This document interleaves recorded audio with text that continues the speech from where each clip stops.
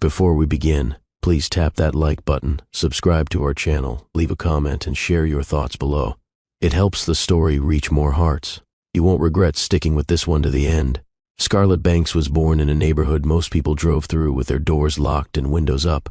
South Atlanta wasn't the kind of place that made headlines unless something burned or broke. But even as a child, Scarlett carried a kind of quiet defiance in her gaze, like the world didn't scare her because she already knew she would outgrow it. By 10, she was reading medical journals for fun. By 14, she was tutoring her older cousin through college algebra. By 17, she was valedictorian and bound for Emory University on a full ride, the pride of a community that had learned to stop hoping. Her mother, Laverne, worked 3 jobs. Her father, gone before she could say her first word. Her life had no room for luxury, just books, ambition, and late-night prayers whispered into her pillow. Scarlett learned early that intelligence wasn't enough. She had to be flawless, charming but not threatening, brilliant but not loud, exceptional but never arrogant. And she was. In Emory's neuroscience program, Scarlett made waves. Her work on pediatric cognitive mapping earned her a lab assistantship before she turned 22. She stayed up nights building models, scanning toddler brain images, mapping neuroplasticity in cases of early trauma. Professors whispered that she'd be one of the youngest first author publishers in the field, maybe even a Nobel hopeful if she kept her momentum. But all the momentum in the world couldn't prepare her for him. It started on a gray Friday morning, nothing special. Scarlett had barely slept the night before, prepping slides for a symposium on neuromodulation in children with auditory processing disorders. Her nerves were tangled. The room was packed. Industry giants and international guests lined the seats. She adjusted her blazer twice and reminded herself to breathe. Then he walked in. Daniel Smith. He wasn't on the official speaker list. But the moment he entered, the atmosphere shifted. Black designer suit, charcoal eyes, that easy, unbothered stride of a man used to owning any room he entered. Founder of Neuronexus, biotech prodigy, the golden boy of Atlanta's startup scene. Whispers flew around the room like sparks. He didn't sit. He leaned against the back wall, arms folded, eyes locked on her. Scarlett kept speaking, but her rhythm faltered. Halfway through her Q&A, he raised his hand. "Interesting hypothesis," he said, smooth voice projecting through the micless air. "But your model assumes prefrontal activation can compensate for early sensory deprivation. What happens when emotional input skews processing before age 4? The question wasn't malicious. It was surgical and devastatingly intelligent. Scarlett blinked. He smiled, and just like that, he had her attention. They spoke after the session. What started as a critique turned into a deep-dive conversation about synaptic, remodeling, data scarcity, and the ethics of predictive diagnostics. 20 minutes stretched into 2 hours. He didn't flirt, not the way most men did. There were no lingering stares or lazy compliments, just a steady, focused intensity, like he wasn't just listening to her. He was decoding her. 3 weeks later, she got a message on her lab's voicemail. "Scarlett, Daniel Smith, I want you on my team, but not in a lab coat. Call me." She played it 3 times. Thought about deleting it. She even wrote a long list of reasons why she should say no: her research, her fellowship application, her purpose. But the 4th time she hit play, she picked up the phone. The job wasn't official. There was no contract, no salary, no business card. Just an invitation. She started showing up at Neuronexus brainstorming sessions. At first, she offered ideas quietly. Then, she stayed behind to rewrite pitch decks and coach Daniel on neurolinguistics to sharpen his investor presentations. In private, he said she had CEO energy. In public, she was introduced as a close friend helping with logistics. Scarlett should have asked questions, but she didn't, because it felt like the beginning of something rare.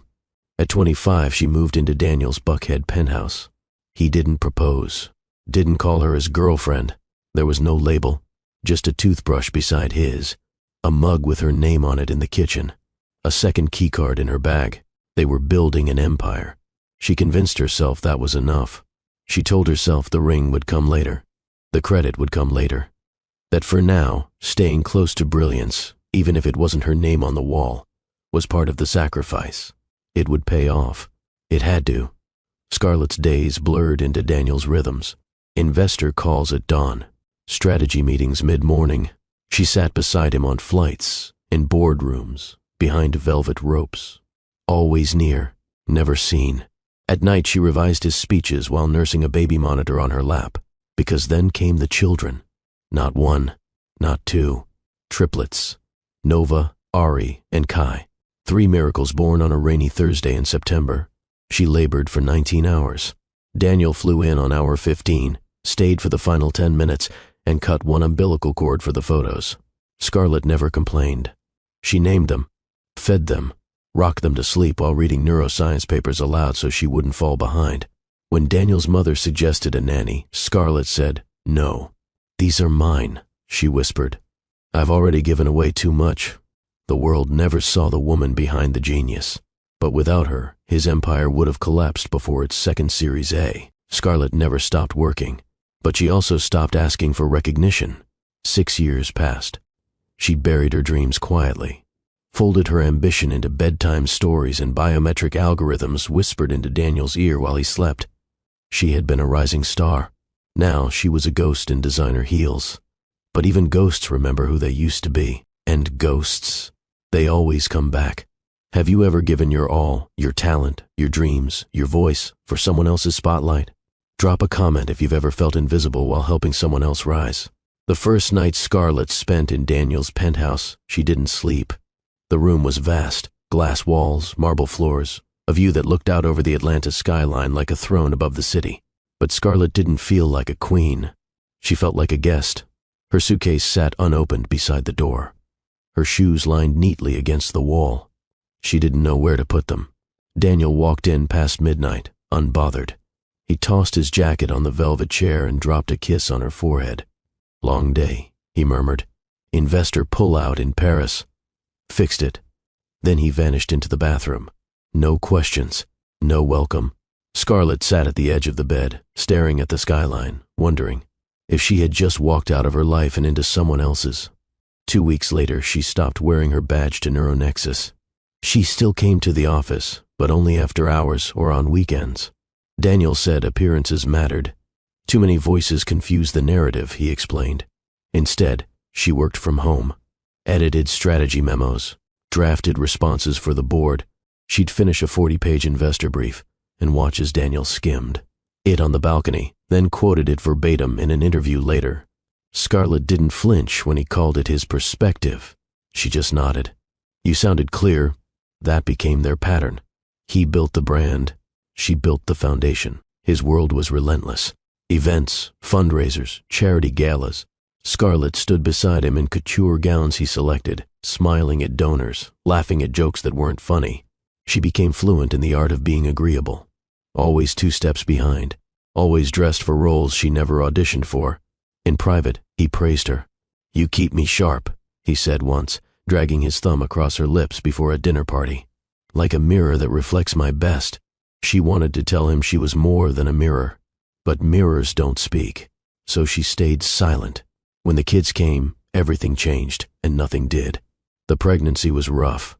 Triplets meant bed rest by month 5, hospital stays by month 6, and daily monitoring by month 7. Daniel flew in and out of appointments, depending on how his pitch calendar looked. Scarlett never asked him to stay. She knew better than to interrupt a man chasing greatness. Instead, she asked the nurses to leave the room during ultrasounds, just so she could cry in peace. After the babies were born, the penthouse turned into chaos. Nova was colicky. Ari barely slept. Kai refused bottles. Scarlett ran on 3 hours of broken sleep a night. Her body was sore, her mind foggy, but she still managed to create presentation slides between feedings. She once drafted a 24-page deck while pumping milk at 3 a.m. Daniel didn't notice. He only saw results. "You're incredible," he told her after one particularly brutal week. "You handle things. That's what I love about you." She smiled, but that night she stared at herself in the mirror and didn't recognize the woman holding the toothbrush. She thought about leaving once, just once. It was 2:12 a.m. The kids had finally gone quiet. The apartment smelled like lavender and exhaustion. Scarlett sat on the kitchen floor with a cracked phone in her hand, rereading her old neuroscience notes. In another world, she'd be finishing her dissertation. In another life, her name would be on the cover of journals. She could almost feel the weight of the pen. But then Kai stirred, and Nova coughed, and Scarlett closed the notebook. She told herself she'd revisit the dream later, once things calmed down, once the chaos passed. But chaos never passes when you're the only one holding everything together. By year 5, Scarlett had become invisible in plain sight. Daniel's company valuation hit 9 figures. Investors hailed him as a visionary. Tech magazines printed his face in glossy spreads. Not once did they mention her. She didn't care, or at least, that's what she told herself. Until one morning, during a pre-launch meeting, Daniel said something that made her chest tighten. "I built this from the ground up," he said to a group of international funders, "all on instinct and grit." Scarlett sat at the end of the long table, holding a cup of coffee she didn't even want. No one acknowledged her.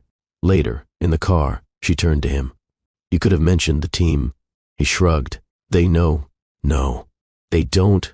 Daniel glanced out the window. "Does it matter?"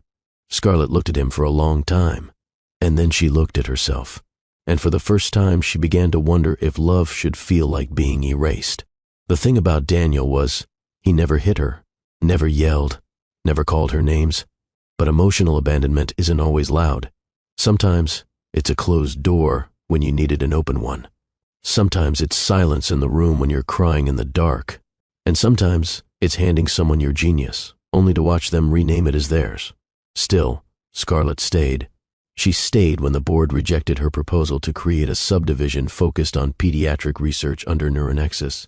Daniel said it wasn't the right time. That kid stuff wasn't profitable enough. She stayed when Daniel's sister made a comment at brunch. "You're basically a glorified nanny, right?" She stayed when her emails started getting forwarded to assistants instead of replied to directly. Because love, when tangled with loyalty, can become a trap you don't realize you're in. And Scarlett? She still believed a man who challenged her mind at that symposium might come back. She was still waiting for him, until that night at the Fox Theater. But that's another chapter. This one ends in silence. In Scarlett standing on the balcony of the penthouse at 3:43 a.m., barefoot, clutching a baby monitor in one hand and a mug of tea in the other. The city below was glowing with promises it had no intention of keeping. Scarlett exhaled slowly and whispered to the sky, "I know who I used to be. I just need to remember." The ring box sat untouched in Scarlett's nightstand drawer. Not because Daniel had proposed and she declined, but because she had once bought it herself, on a random afternoon passing. A tiny shop tucked between a florist and a bookstore in Midtown. It was delicate. Thin gold band, no diamonds. Just simple, honest. She wasn't waiting for Daniel to buy it. She was waiting for the courage to admit she might never need one. But courage was hard to summon when every day required her to be a dozen things for everyone except herself. Scarlett's mornings began before the sun. She'd wake to the buzz of Daniel's first calendar alert, usually around 4:45 a.m. She'd make his protein smoothie, answer his overnight emails, and pack his notes for whatever pitch or breakfast summit awaited him that day. By 6, she was rocking Ari back to sleep after a nightmare. By 7:30, she was ironing Daniel's shirt because the housekeeper had left a crease in the collar. By 8, she was editing Daniel's keynote speech while simultaneously changing Kai's diaper and coaxing Nova into her favorite socks. All before she'd had her first sip of coffee. No one called her wife. She wasn't introduced at events. She wasn't credited in bios. She wasn't listed as a co-founder, though her fingerprints were all over every piece of Neuronexus's DNA.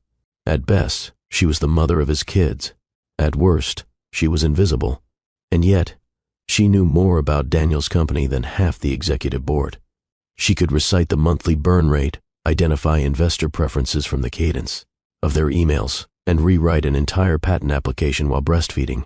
But knowledge without recognition is just silence with a smarter vocabulary. Daniel's world was obsessed with precision.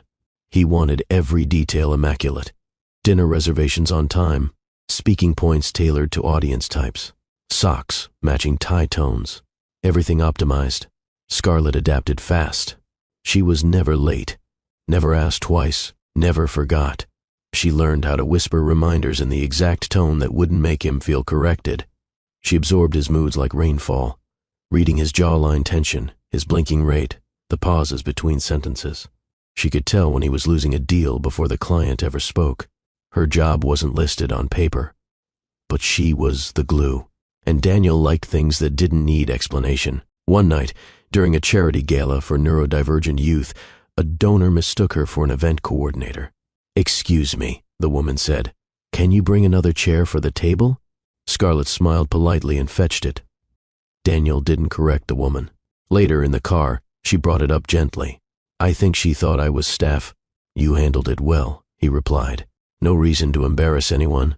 Scarlett looked out the window and didn't respond, but inside, something in her shifted. She wasn't embarrassed. She was tired. The triplets became her world. Nova was the emotional one, always watching, always listening. Ari had a quiet rage beneath his calm exterior. And Kai? Kai was joy, laughter, mischief wrapped in curls. Scarlett built routines around them.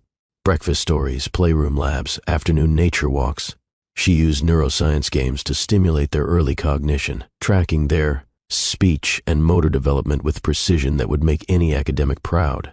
She wasn't just raising them. She was shaping brilliance. She told herself that was enough.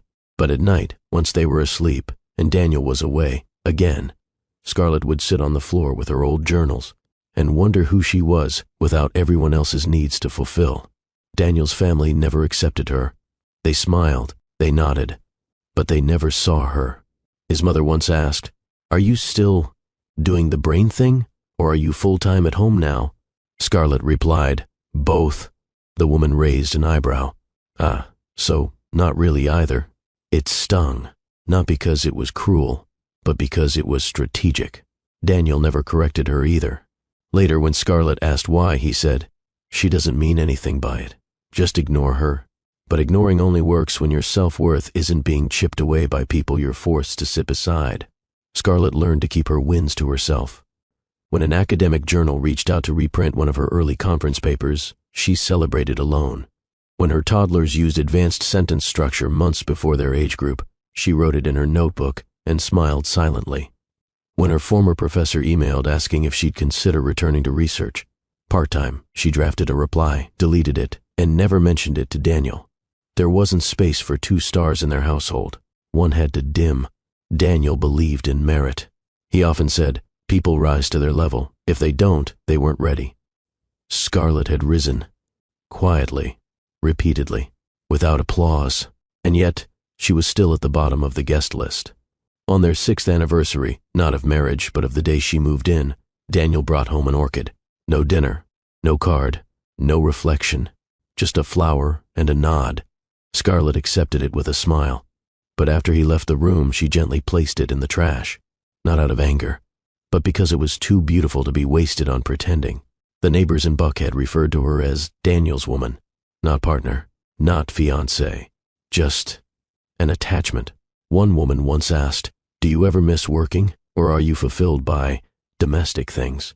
Scarlett responded kindly, always kindly. But at home, she dug out her old thesis notes, dusted off her Emory folders, and reread the words she once wrote about cognitive imprinting and emotional scaffolding in early childhood. She remembered how she used to believe she'd change the world. She laughed bitterly, then tucked the papers beneath her pillow, as if they could remind her who she used to be in her dreams. On a rainy Saturday, while Daniel was away at a tech summit in San Diego, Scarlett took the kids to a museum. They wandered through exhibits, hands sticky with snacks, faces lit with curiosity. At one point they stumbled upon a neuroscience display, a replica of a child's brain, surrounded by digital projections showing how language evolved through the first 3 years. Scarlett stood frozen.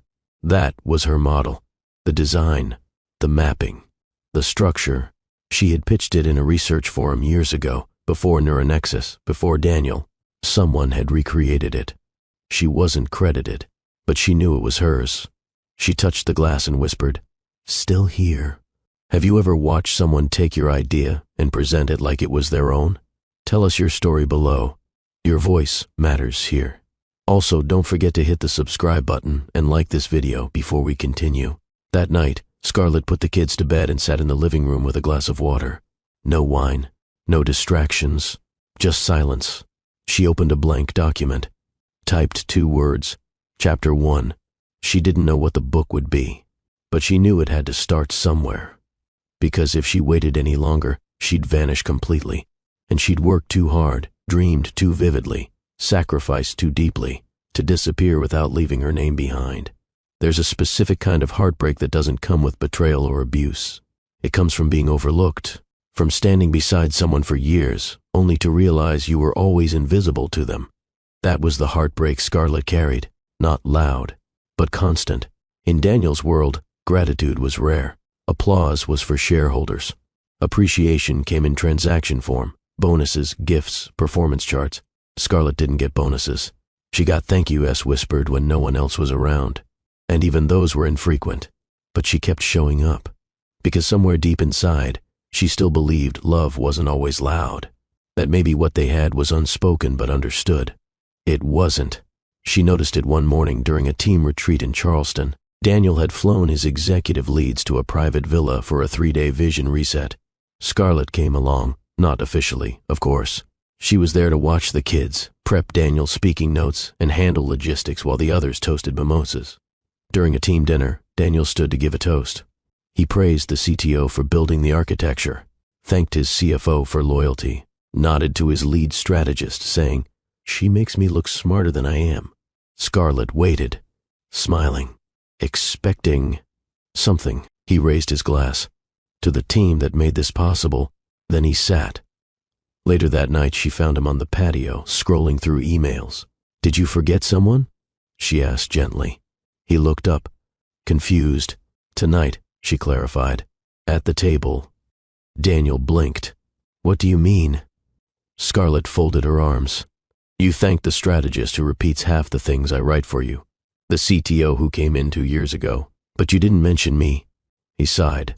"Scarlett, it wasn't that serious. It was to me." He set the phone down. "Why do you need public validation for something you already know?" She froze. "Because I'm tired of pretending I don't. Recognition isn't ego. It's survival when you've been reduced to silence for too long." Scarlett didn't want to be a statue behind a titan. She didn't want a plaque or a post on Instagram. She just wanted to be named, to exist. Back in Atlanta, Scarlett began shrinking in new ways.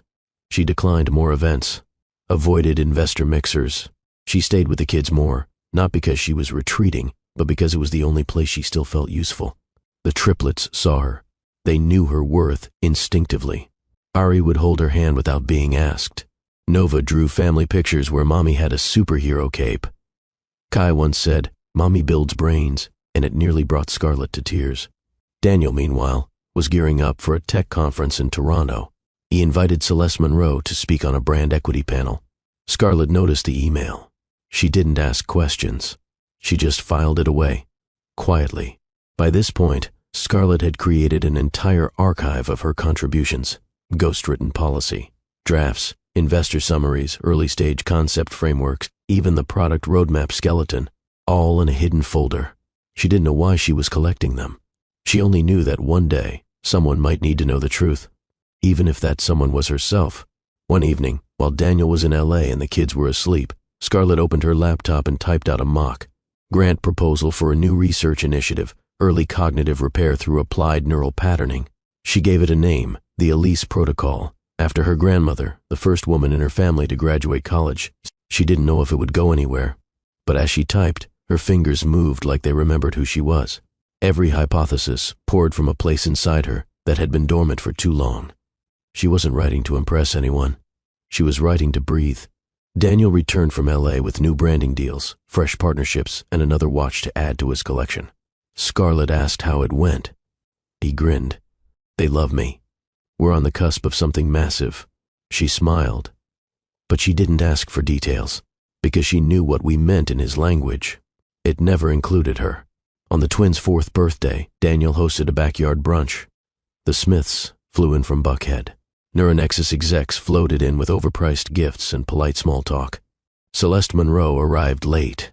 Scarlett opened the door and froze. The woman stood poised in a red dress, heels high enough to rival ego. "Hey," Celeste said brightly. "I brought the twins a Montessori playset. Organic wood, of course." Scarlett smiled. "They'll love that."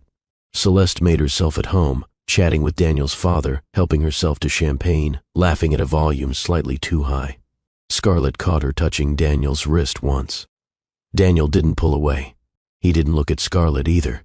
That night, after the last balloon popped and the last dish was scrubbed, Scarlett sat at the kitchen counter with her notes. She stared at the Elise protocol outline and made a decision. She would apply to the University of Amsterdam's Advanced Neuroscience Fellowship, just to see, just to remember what it felt like to choose herself. Weeks passed. She said nothing to Daniel. But every day, she checked her email. Just once, just in case.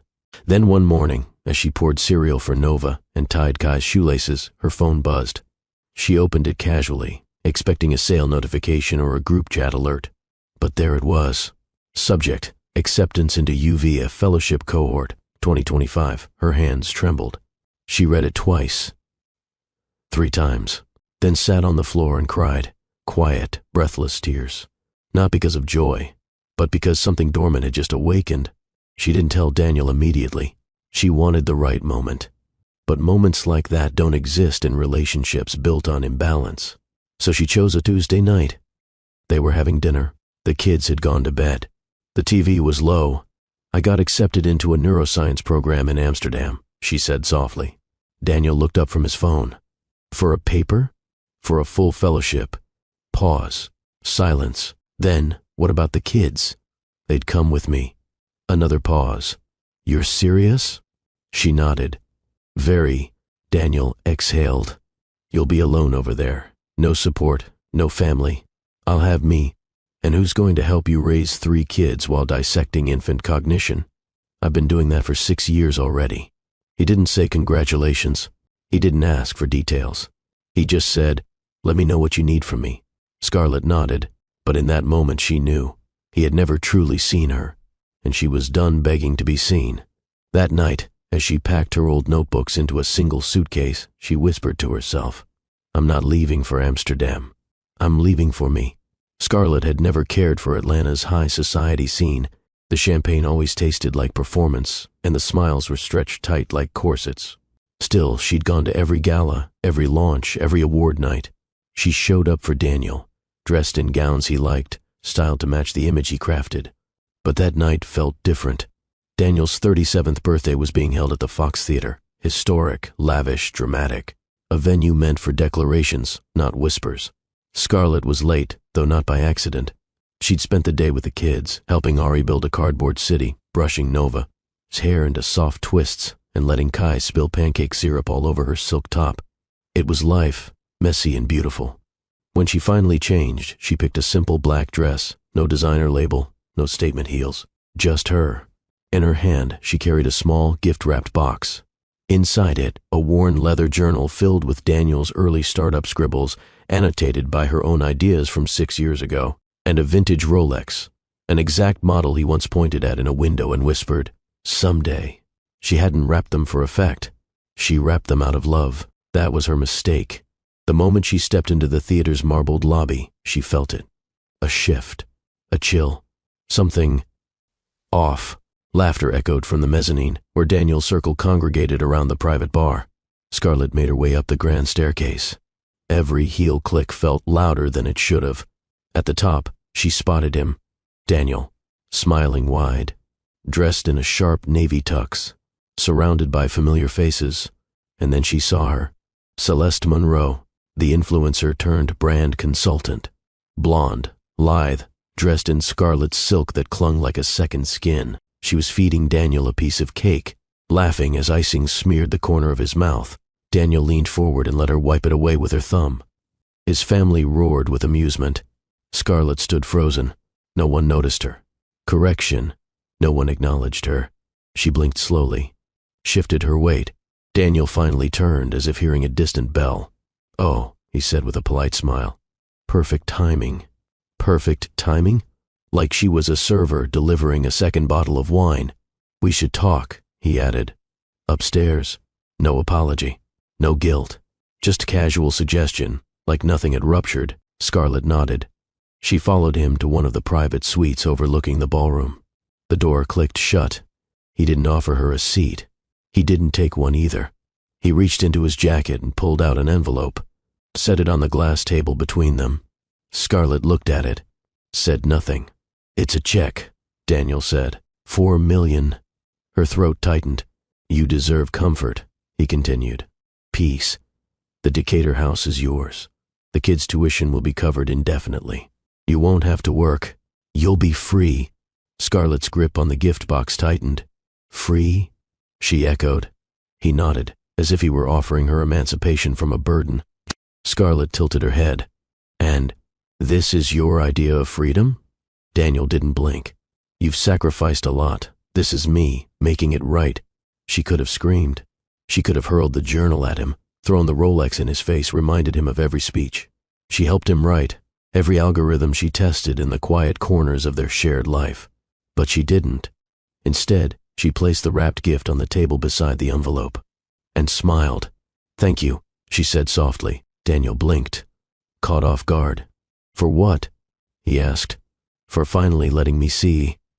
He opened his mouth, but she was already turning. She didn't even mention the watch. She didn't ask for an explanation. She didn't need one. Some truths arrive quietly. As she descended the staircase back into the ballroom, something inside her snapped into place, not like glass breaking, but like a bone finally aligning after a long dislocation. Celeste watched her pass, lips curled in amusement. Scarlett met her eyes and smiled, not out of spite, but because she already knew. Celeste wasn't the win. Daniel wasn't the prize, and she was no longer playing. Outside, the city felt warmer. She didn't cry. She didn't look back. She walked down the street in heels that suddenly didn't ache, shoulders lighter than they had been in years. She hailed a cab, told the driver to wait while she ran into the theater coat check. She collected her wrap, her clutch, and her dignity. Back at home, the kids were asleep. Scarlett knelt beside their beds, kissed their foreheads, and tucked the covers tighter. Then she stood in her quiet kitchen, the check still folded in her bag. She didn't tear it up. She didn't frame it either. She simply opened her laptop, pulled up her draft of the Elise Protocol, and whispered, "Now we begin," because for the first time in years, she had nothing tying her down, and everything pulling her forward. Scarlett stared at the check again under her kitchen light. It didn't shake in her hand. It didn't tremble with insult or heartbreak. It just sat there. $4 million. Enough to buy a new house, pay for years of education, disappear into a life of quiet comfort. But that wasn't the offer, was it? It wasn't about money. It was about silence, about making sure she walked away without a trace. No name, no credit, no noise. A quiet erasure with golden ink. Scarlett folded the envelope shut and slid it under a stack of unpaid childcare invoices Daniel had never seen. The next morning, Daniel didn't call. Neither did his mother. The only text she received was from Celeste. "No hard feelings. Life moves on. Wish you well, girl." No punctuation, just sugar-coated dismissal. Scarlett deleted it without a reply. She had wasted enough breath explaining herself to people who never listened. At sunrise, she took the kids to a quiet park in East Atlanta. There were no paparazzi, no tech investors, no publicists crafting optics. Just squirrels, swings, and the sound of her children laughing. Ari climbed a tree. Nova chased butterflies. Kai rolled down a grassy hill, giggling like gravity was a game. Scarlett sat on a bench, her hands wrapped around a paper cup of coffee, her heart wrapped around something much bigger, freedom. Not the kind Daniel thought he was buying, the kind she was choosing for herself. Later that day, she called a realtor. "I'm looking for a rental," she said. "And 3 bedrooms, no frills, just safe and close to a decent library." The agent blinked on the other end of the video chat. "You're Mrs. Smith?" Scarlett smiled. Not anymore. Within a week, she had signed the lease. The Decatur house stayed empty. Daniel's gift sat in silence, unclaimed, unacknowledged. She didn't want the house he picked. She didn't want his piece packaged with strings. She wanted the kind she could build herself. The first night in the new place, Scarlett slept on the floor beside the kids, wrapped in blankets, their laughter echoing off bare walls. No designer furniture, no curated lighting, just warmth and clarity. The next morning she began building a home, not with chandeliers or luxury appliances, but with structure, discipline, and joy. She created reading corners, chore charts, kitchen dance-offs. Every corner had purpose, not for appearances, for life. One night, Nova asked, "Where's Daddy?" Scarlett paused, then said softly, "He's living somewhere else now." "Why?" Ari asked. Scarlett knelt beside them. "Because sometimes," she said gently, "grown-ups love differently. And sometimes one kind of love tries to make the other smaller. That's not a love we keep." Kai looked thoughtful. "Are we small?" Scarlett shook her head. "No," she whispered. "You're everything." At midnight, once they were asleep, she opened her laptop again. The Elise protocol document blinked on the screen. She began refining the model, adjusting the language, rewriting the abstract with sharper terms. And in between every line, she wove memory, late-night feedings, investor dinner notes written on napkins, the sound of Kai's first word, the silence after Daniel's praise for everyone but her. Every sentence carried her story, not of revenge, but reclamation. By the end of the month, she had packaged the research proposal. She uploaded it to 3 programs, Amsterdam, Berlin, and Edinburgh, just to see. She didn't tell Daniel. She didn't owe him updates anymore. He had made that clear when he handed her that envelope. Weeks later, a brown envelope arrived from the University of Amsterdam. Scarlett opened it slowly. Inside was a single sheet. Accepted. Her hands shook. This time not from heartbreak, but from victory. The kind no one could take credit for. She stood in the middle of her small kitchen and exhaled like she hadn't in years. She was going to Amsterdam. With the kids. Without the shadow. She packed light. Just clothes, toys, her laptop, and the journal Daniel never opened. She didn't leave a note. She didn't announce her departure. She simply informed Daniel via email. "We'll be relocating to Amsterdam for academic reasons. The children are safe. My attorney will be in touch with updated guardianship logistics. Respectfully, Scarlett." Daniel didn't reply immediately. When he finally did, it was short. "Let's talk when you're back." She never answered. Because she wasn't planning on coming back, not to him, and not to the version of herself he once tried to contain. Amsterdam was quieter, cooler, gentler. Scarlett enrolled the triplets in a bilingual school down the street. They loved it instantly. Nova joined the art club. Ari took interest in robotics. Kai became the official classroom comedian. Scarlett walked them to school every morning, rode her bike to the university, and returned each afternoon to warm hugs and finger paintings. She started teaching, started testing, started publishing again. No more ghostwriting. Her name was on the cover. First, bold. In her 3rd month there, she sat in a cafe reviewing peer notes when an unfamiliar voice said, "You left the formatting open." She looked up. Dr. Elias Vaney, geneticist, visiting from London. Tall, quiet, eyes like autumn. He smiled gently. "Sorry, I always notice grammar. It's annoying." Scarlett smiled back. "I'll survive." Their friendship began in the margins, shared lectures, coffees, research debates. He never asked about her past. He never made her feel like she had to earn his attention. He just listened. And when she spoke, he looked like he actually heard her. Not as a favor, as a reflex. One day she returned a research text he'd loaned her. Elias invited her in for tea. She wore a knit sweater, no makeup, hair undone. He poured chamomile. Her hands trembled slightly. "I'm not fragile," she said softly. "But I've been invisible." Elias reached across the table, gently touched her jaw. "I see you." Their lips met, and everything stilled. No theatrics, just honesty. Scarlett opened beneath him, not because she had to, because she chose to. Scarlett sat cross-legged on the wooden floor of her Amsterdam flat.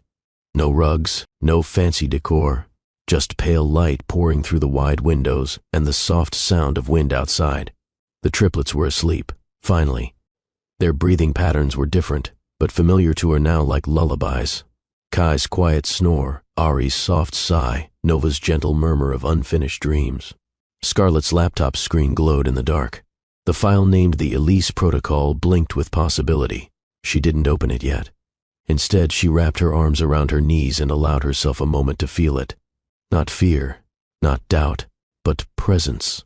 It was the first night in 6 years where no one expected her to vanish behind someone else's shine. The flat wasn't glamorous, It smelled faintly of paint and freshly delivered cardboard boxes, but it was hers. She had chosen the location for its walkability, for the school nearby, for the way the sunlight hit the windows around noon and flooded the kitchen with warmth. There was no security gate, no housekeeper, no marble backsplash, but the fridge was covered in finger drawings and alphabet magnets, and that, to Scarlett, was enough. Earlier that day, she had taken the Triplets to a canal-side bookstore. Nova had found a Dutch picture book about mermaids. Kai insisted on a science puzzle. Ari, more quiet than usual, asked for a journal. "I want to write what I see," he said. Scarlett ruffled his hair. "Write everything," she told him. "Don't wait for someone else to tell your story." He nodded, solemn. Scarlett didn't realize until later that she was really speaking to herself. Back at the university, she kept her head down. Not from shame, but to focus. Her presence stirred whispers. A newcomer, American, published before re-entry. Rumors floated about her connection to Neuronexus. She ignored them. She wasn't there to prove anything. She was there to reclaim everything. Scarlett's lab station became her altar. Test results, brain scans, graphs, notebooks. She immersed herself in pediatric neural response modeling. She refined her original theories with newer methods, light pattern testing, language interruption recovery. She kept office hours, led lectures, built new mentorship programs for first general scholars. And when she went home, she became mommy again, making grilled cheese, patching, stuffed animals, and helping Kai pronounce bibliothèque correctly. Her days were long. At night, when the city grew quiet and the kids were tucked in, Scarlett would make tea and write. Not in academic terms, not for grants or forums. For herself, tiny essays, love notes, ideas scratched onto napkins, truths whispered only to her. That first night, sitting in the stillness, she picked up her journal and wrote one sentence: "I was always the blueprint." One afternoon, Elias stopped by her office. He held a thumb drive and 2 coffees. "I translated your data model into a simulation," he said, placing the drive on her desk. "Also, caffeine." Scarlett raised an eyebrow. "You did that in 2 nights?" Elias shrugged. 3. I slept once." She smiled. "You didn't have to." "I wanted to." There was no flirtation in his tone. Just commitment, not to her, to the work, to the shared vision. They worked together for hours, shoulder to shoulder. When they spoke, it was easy, unforced. Scarlett didn't have to shrink her vocabulary or rephrase her ideas to protect a man's pride. She didn't have to wait for space. He made it, naturally. That night, she returned the research book he had loaned her. A gesture, nothing more. Elias invited her in. Scarlett hesitated, not because she was unsure of him, but because she wasn't sure of herself. He noticed. "You don't have to," he said quietly. "Not tonight, not ever." She stepped inside. "Tea?" he asked. She nodded. He poured chamomile. No sugar, just warm, comforting, present. As she reached for the cup, her fingers brushed his. She froze, so did he. Their eyes met. And then she said it, the truth that had lingered in her throat for months. "I'm not fragile," she whispered, "but I've been invisible." Elias didn't respond with pity. He didn't offer reassurance. He simply lifted his hand and touched her cheek. "I see you." They didn't kiss right away. The silence between them was tender, not tense. Scarlett leaned in slowly. Testing. Elias met her halfway. Their lips brushed, soft, unsure, real. It wasn't a fairy tale. It wasn't fire. It was recognition. And sometimes, that's enough to start a wildfire. They moved together in the quiet. His hands traced the curve of her back, not possessively, but like reading a map with reverence. Scarlett trembled, not from fear, but from memory. This wasn't Daniel's world of performance and conquest. This was safe, intentional, slow. When he lifted her sweater over her head, she didn't flinch. When he kissed the stretch marks on her stomach, she didn't hide. When he whispered, "Tell me what you want," she didn't freeze. She answered, clearly, confidently, and he listened. Afterward, they lay wrapped together, breath slowing in sync. Elias didn't ask what came next. He didn't assign her a role. He simply said, "You didn't have to thank me for anything tonight." Scarlett turned toward him. "I wasn't going to." Then she smiled and whispered, "But thank you anyway." The next morning, Scarlett stood barefoot on her apartment's small balcony, a cup of mint tea warming her palms. The city moved gently around her, cyclists whispering past, tram bells clanging. In the distance, cafe tables filling with students and thinkers. Nothing rushed, nothing performed, and for the first time in years, neither did she. Inside, the kids were getting ready for school. Nova was brushing Ari's curls. Kai was practicing Dutch phrases and giggling when he got them wrong. Scarlett smiled. She didn't need marble countertops or status. She had this, and this was real. At the university, Scarlett quickly became known for her discipline. She wasn't the loudest in meetings, but her research spoke louder than any speech.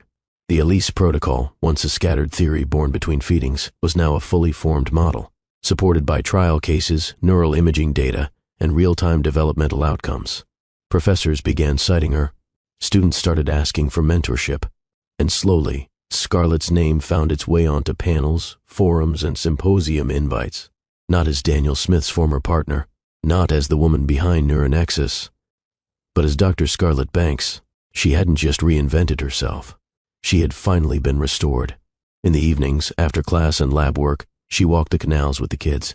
They fed ducks, picked tulips, read stories in 3 languages. They weren't just adapting, they were thriving.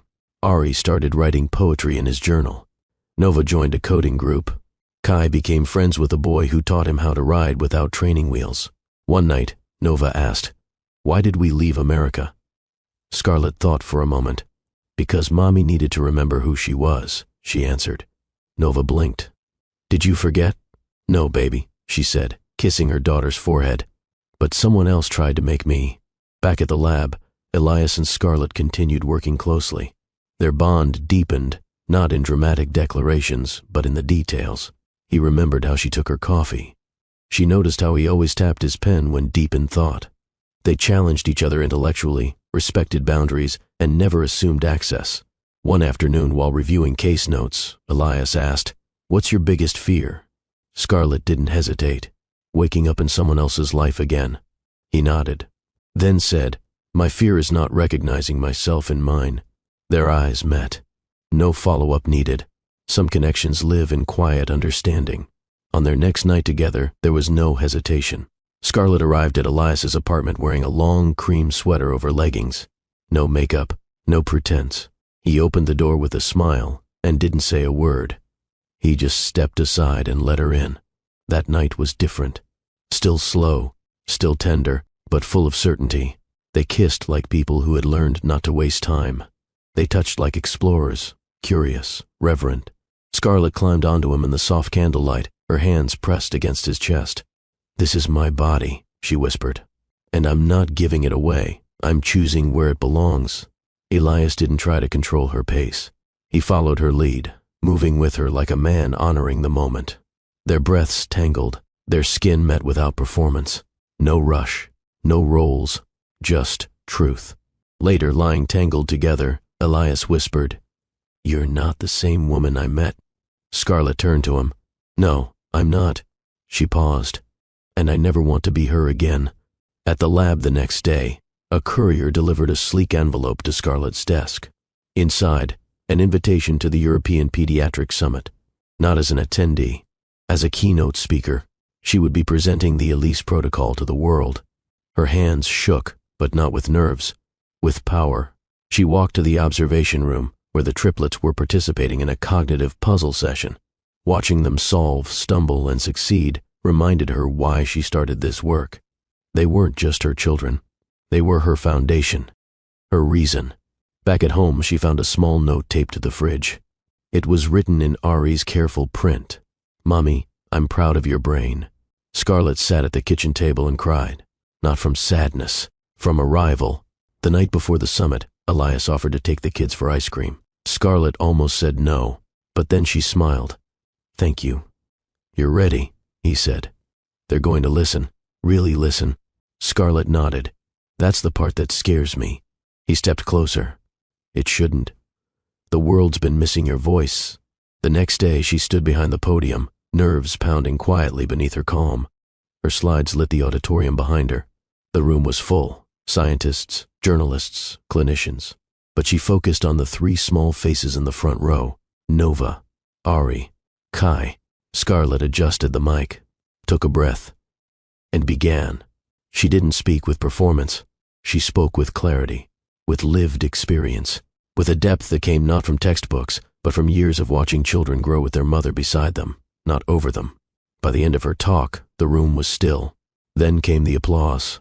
Long, standing. Scarlett didn't cry. She didn't bow. She just looked at her kids and smiled. Because this moment, it belonged to them too. Elias never asked for attention. He didn't need the spotlight.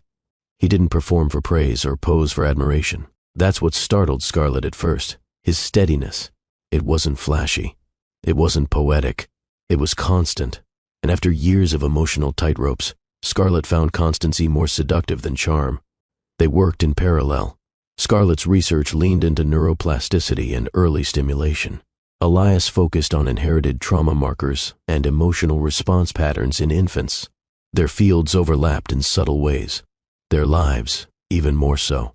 Elias respected her boundaries without being told. He never asked her to change her schedule. He never tried to be the triplets' father. But he showed up, picked them up when Scarlett was buried in grant deadlines, waited patiently when dinner ran long, sat through Kai's puppet shows with a straight face and Nova's long explanations of outer space like they were gospel. Scarlett watched all of it, quietly, not because she was waiting for him to fail, but because she still didn't fully believe love could exist without obligation attached. One Friday night, Scarlett arrived home late. She had been teaching a workshop on data interpretation. The kids were already in pajamas. The kitchen was clean. A bowl of leftover pasta sat covered on the counter. Elias was reading on the couch, glasses slipping down his nose. She stood there for a moment, just watching. No performance, no announcement, just presence. And somehow, that hit deeper than any grand gesture ever could.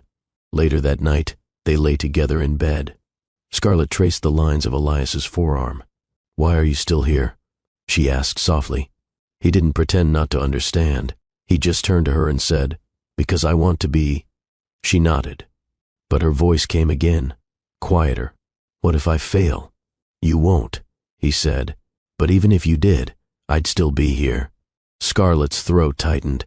No one had ever said that to her before, not without a condition attached. Over time, Elias began integrating more naturally into her life, not as a replacement, not as a rescuer, but as a witness. He offered solutions without undermining her. He challenged her ideas without challenging her authority. He never tried to lead her work. He walked beside it. The children noticed too. Ari started asking Elias questions during dinner. Nova began slipping her artwork into his satchel for review. Kai once announced, "You're good at hugs," before wrapping his arms around Elias' waist and then walking away like it was the most normal thing in the world. Scarlett said nothing, but her heart logged every moment. They weren't accidents. They were evidence. At the university, their partnership flourished.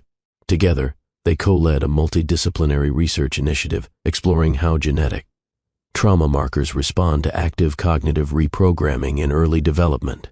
Scarlett headed the neurology arm. Elias managed the epigenetic response analysis. Their papers were balanced, their citations sharp, and neither of them needed to dominate the headline. It was the first time in her professional life Scarlett felt equal, not tolerated, not used, equal. After presenting at a regional medical conference, they walked along the canal in silence. The air was cold. Elias offered his scarf. Scarlett accepted it. They didn't hold hands. They didn't need to. Everything between them was spoken already. But halfway across the bridge, Scarlett paused. "I never asked you what you want," she said. "From this..." Elias turned toward her. "You..." She blinked. "But I come with baggage." He raised an eyebrow. "They're not baggage. They're your people. But my life is chaotic. I like quiet. Chaos balances me." She swallowed. "And the past..." He took a step closer. She didn't kiss him then. She didn't need to. She already knew. This was a man who saw her not as a project or prize, but as a partner. And that was everything. Later that evening, as they folded laundry together, an act as mundane as breathing, Elias looked over and said, "You don't realize it yet, but you're building a legacy. One day the world will trace its steps back to this moment. To you, right here. Scarlett didn't respond right away. Then she said, "It's hard to believe in legacies when you've spent years cleaning up someone else's." "Exactly," he said. "That's why yours will matter more." Their next night together wasn't dramatic. It was slow, easy, real. They cooked together, burned the rice, laughed about it. He kissed her in the hallway. She pulled him toward the bedroom. And there, in the hush between footsteps and whispers, they became something solid. Not fantasy, not rescue. Just two people choosing each other, freely. Scarlett didn't knock. She didn't text ahead. She didn't hesitate. She just showed up at Elias's apartment with her heart thudding in her chest and her nerves stripped bare. It had been a long week. Lectures, meetings, field tests, parent-teacher conferences. But none of that was the reason she was standing outside his door with nothing but quiet conviction and the ache of anticipation tucked beneath her coat. He opened the door in a soft navy tee and gray sweats, barefoot, eyes warm. He didn't say anything. Neither did she. Not yet. She stepped inside. He closed the door. The rain began outside, tapping lightly against the windows like the universe whispering that this moment had arrived on time. Scarlett pulled off her coat slowly, revealing a long-fitted dress, thin straps, resting over her shoulders, the fabric clinging softly to her curves. She hadn't dressed for seduction. She had dressed for remembrance. She needed to remember what it felt like to be desired without condition. To be touched, not because it was earned, but because it was wanted. Elias stepped toward her, cautious, as though approaching a flame he didn't want to startle. She reached for his hand and placed it flat against her waist. "I don't want to be careful tonight," she said, voice low. His fingers curled gently into the fabric of her dress. "Then tell me what you want." She slid his hand lower. "I want you to take your time, but not hold back." He kissed her slowly at first, lips soft and exploratory, tasting her as if she were a language he wanted to master, not rush. Scarlett parted her mouth for him, letting him in, not with hesitation but with certainty. She led him to the couch. They sank into it, tangled in each other, their bodies finding rhythm before clothes even came off. His hands were everywhere, shoulders, hips, the back of her thighs, but nowhere rushed, nowhere forceful, just firm, present. When he kissed the hollow of her throat, she sighed, long and low, as though the pressure in her lungs had finally broken free. He eased the straps of her dress down with reverence, exposing her slowly, like unwrapping something sacred. Her skin responded instantly. She felt heat rise from the center of her belly outward, blooming across her chest, neck, jaw. Elias leaned back just to look at her. "You are—" he began. She stopped him with a kiss. "No metaphors," she whispered against his lips. "Just keep going." He obeyed. He stood, lifted her in his arms and carried her to the bedroom without ceremony. No stunts, no words, just breath and need. Scarlett didn't resist. She wanted to be carried. She wanted to be wanted. The bed was warm from the radiator, soft beneath her back. Elias stood over her, pulling his shirt off slowly, then sliding down his sweats. She watched him with open hunger. The definition of his chest, the way his muscles moved with control, his thighs, strong and steady. He was the kind of man who didn't just take his time. He honored it. When he climbed onto the bed, hovering over her, their eyes locked again. Scarlett reached up, brushed a thumb along his lower lip. "I've never done this without performing," she whispered. "Not like this." He kissed her palm. "Then don't perform." She nodded. "And let go." He kissed her again, deeper now, slower. His mouth moved down her chest, his tongue tracing every inch he uncovered. She arched beneath him, hands in his hair, her breath breaking into half-formed moans. His hands explored her hips, her inner thighs, caressing with care and purpose. When he finally reached the center of her heat, he didn't rush. He teased, tasted, took. Scarlett's head rolled back, a soft cry escaping her throat, legs trembling under his tongue. She had never felt so fully consumed, so seen, so undone. Elias moved up, kissing a trail along her stomach, her ribs, the curve of her jaw. She pulled him down by the back of the neck. "I need you inside me," she whispered, voice thick with desperation. "Now." He entered her slowly. One deep stroke. Scarlett gasped, not from pain, but from the shocking intimacy of it, from the way he filled her, not just physically, but with something deeper, something real. Her hands clutched his back, nails pressing into his skin as he began to move. Not fast, but deep, measured, like he was answering every question her body had ever been too afraid to ask. They moved together like memory and melody, raw and rhythmic. Scarlett's moans grew louder, her body trembling, legs tightening around his waist. She clung to him, kissed him, whispered things she didn't know she'd been holding in for years. Harder, she breathed. Don't hold me like I'll break. Elias responded with a groan, hips driving deeper, hands gripping her. Thighs, his pace quickening just enough to push her over the edge. Her climax hit like a flood, sudden, hot, overwhelming. She cried out, tears pricking her eyes, chest heaving as the wave rolled through her, and even then, he didn't stop. He slowed, held her, kissed her through it. She felt every heartbeat in her chest and every tremble in her limbs. She reached for him again. I want more, she whispered, voice raw. You have all of me, he said. Then he kissed her again and rolled onto his back, pulling her on top. Scarlett straddled him, hair wild, skin glowing with sweat and satisfaction.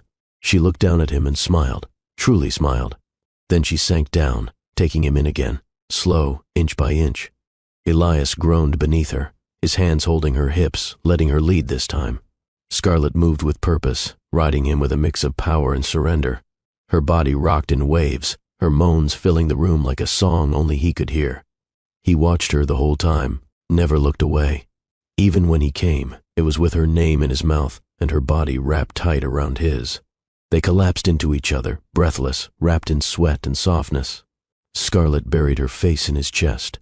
Elias kissed the top of her head. Neither of them spoke for a long while. Eventually, she whispered, I didn't know it could feel like that. Elias stroked her back. You've never been with someone who knew how to see you first. She closed her eyes. Let the warmth settle. Let herself rest. Not as an escape, but as a woman finally choosing ease. It began with an email. Scarlett was in the lab, finalizing her team's first external trial report for the Elise protocol, when the subject line hit her inbox like a strike of static, urgent, allegations of plagiarism. At first, she thought it was spam, another scare tactic from online trolls. But when she opened it, her stomach dropped. The message came from the university's ethics committee. A formal inquiry had been opened into claims that Scarlett's research bore significant resemblance to a white paper published by Genetics Inc. in 2017. Attached, a comparison document. Sections of her work highlighted alongside segments of the genetics paper. A sick familiarity crawled up her spine. Genetics, Daniel's family's company. Of course. Scarlett closed her laptop, sat still. Her thoughts didn't race. They sharpened. She reached for her phone, scrolled through her archive of lab notes, timestamps, audio recordings, and digital drafts. She had built the Elise protocol from scratch. Every theory, every application. And she had been developing the initial model back in 2015, years before Daniel ever entered her life, let alone before she'd ever heard of genetics. She didn't panic. She documented. She prepared. Because if they thought she would shrink again, they had clearly forgotten what happened when a woman like her remembered who she was. Later that day, a printed copy of the accusation circulated among department heads. Gossip moved fast in academic circles, and faster in elite institutions threatened by disruption. Scarlett walked through the corridors like a storm in stillness. She didn't engage. She didn't react. She simply walked taller. Let them talk. She had data. Elias found her that night standing on the balcony, the wind sweeping through her curls, her shoulders squared like armor. They're coming for you because you're winning, he said softly. She didn't answer right away. Then, they're coming for me because I stopped hiding behind someone else's success. Elias stepped beside her. What do you need? Scarlett turned toward him, eyes clear, space, quiet, and no one telling me to soften this. He nodded. Done. The hearing was scheduled for Friday. She was given 3 days to compile a defense. While most people would have scrambled, Scarlett opened her notebook and got to work. Every chart, every napkin scribble, every time-stamped audio note she'd recorded over the years, narrating neural behavior, while folding laundry or driving the kids to playgroup, became her arsenal. She built her timeline like an architect builds a tower, detail by detail. truth by truth, unshakable. On the day of the hearing, she dressed in a simple black blouse, her curls pinned back, no makeup except for a soft berry lipstick. She didn't come to impress. She came to stand. The room was full, 40 researchers, senior faculty, a few members of the ethics board, and a handful of reporters waiting outside. Scarlett took her seat at the front. She didn't smile. She didn't blink. The opening statement was clinical, a monotone review of the claim, referencing potential overlap with a genetics document authored by a research assistant 2 years after Scarlett's initial notes had been logged. They asked her if she had a statement. She stood, opened her file, and began. What followed wasn't a defense, it was a dismantling. With clear dates, methodical references, and a calm voice, she walked them through her process, from the earliest napkin diagram, to her first neural map, to her children's speech progressions that had inspired parts of the sensory repair model. She played an audio clip from 2015, her own voice, recorded in her tiny apartment while feeding Ari, explaining how mirror neuron disruption might be rerouted through micro-reward stimulation. Some in the room shifted. One professor leaned forward. Another blinked rapidly. She showed them digital timestamps, scans of journals, archived email drafts, and finally she concluded, "My work wasn't born in a boardroom. It was built in a nursery, a kitchen, a quiet corner of a life no one thought was valuable enough to document. But I documented it, because I knew one day this moment would come." Then she sat and waited. There was a long silence. Then someone stood. Dr. Wenders, a senior neurologist known for his sharp skepticism. He looked at Scarlett, then at the panel, and said, "Miss Scarlett, I owe you an apology." Applause didn't come fast.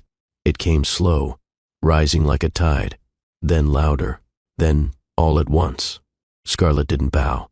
She didn't smile. She nodded once. Outside, reporters shouted questions. Cameras flashed. She ignored all of it. Elias was waiting near the steps. She walked straight to him. He didn't speak. He just opened the car door. She slid in, exhaled, closed her eyes. Later, in their quiet apartment, he handed her a glass of water. Scarlett took it, then looked at him. "I didn't realize how much I needed to say all that out loud." "You didn't speak for them," Elias replied.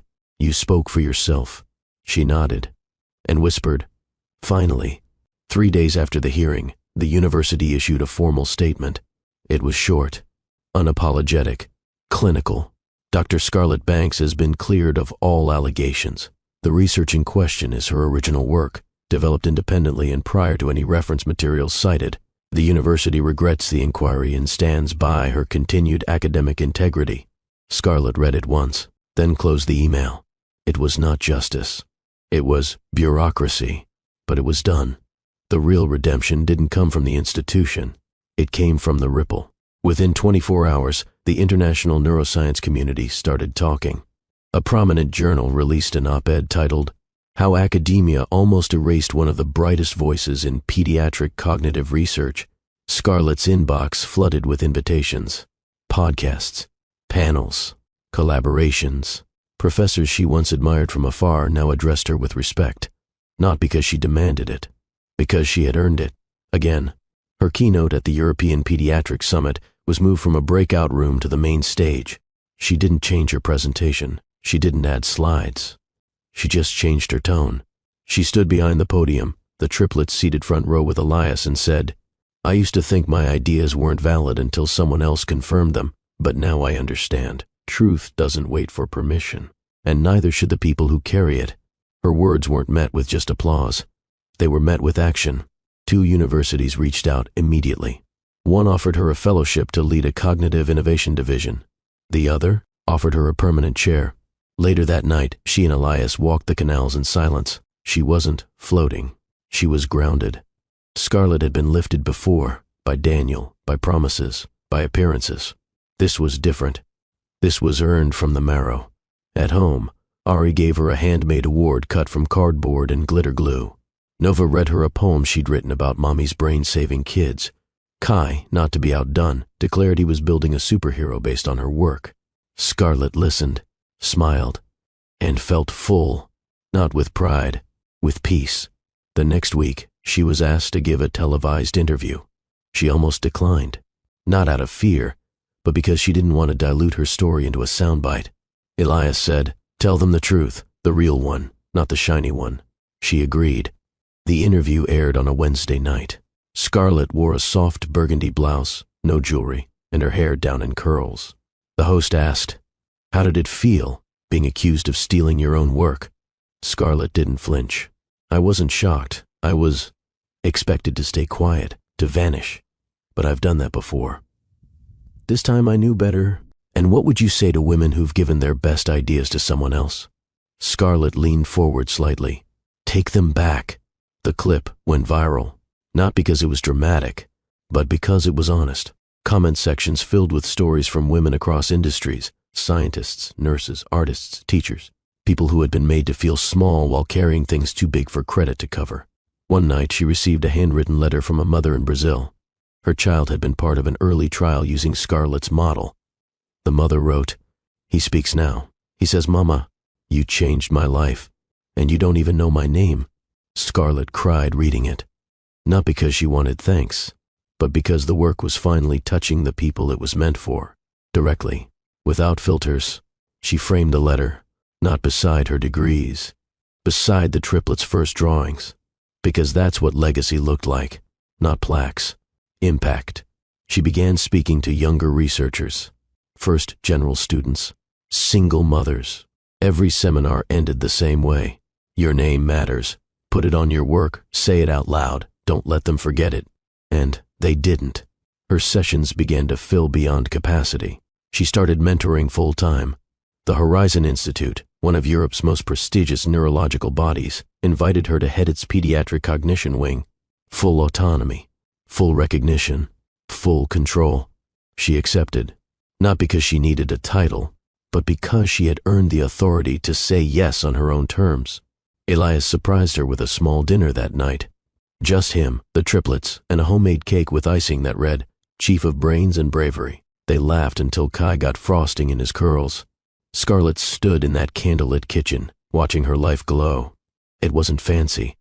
It wasn't famous. It was real. And hers. The room was dim, lit only by the amber glow of a lamp in the far corner. Rain pattered gently against the window pane, a quiet rhythm in the background.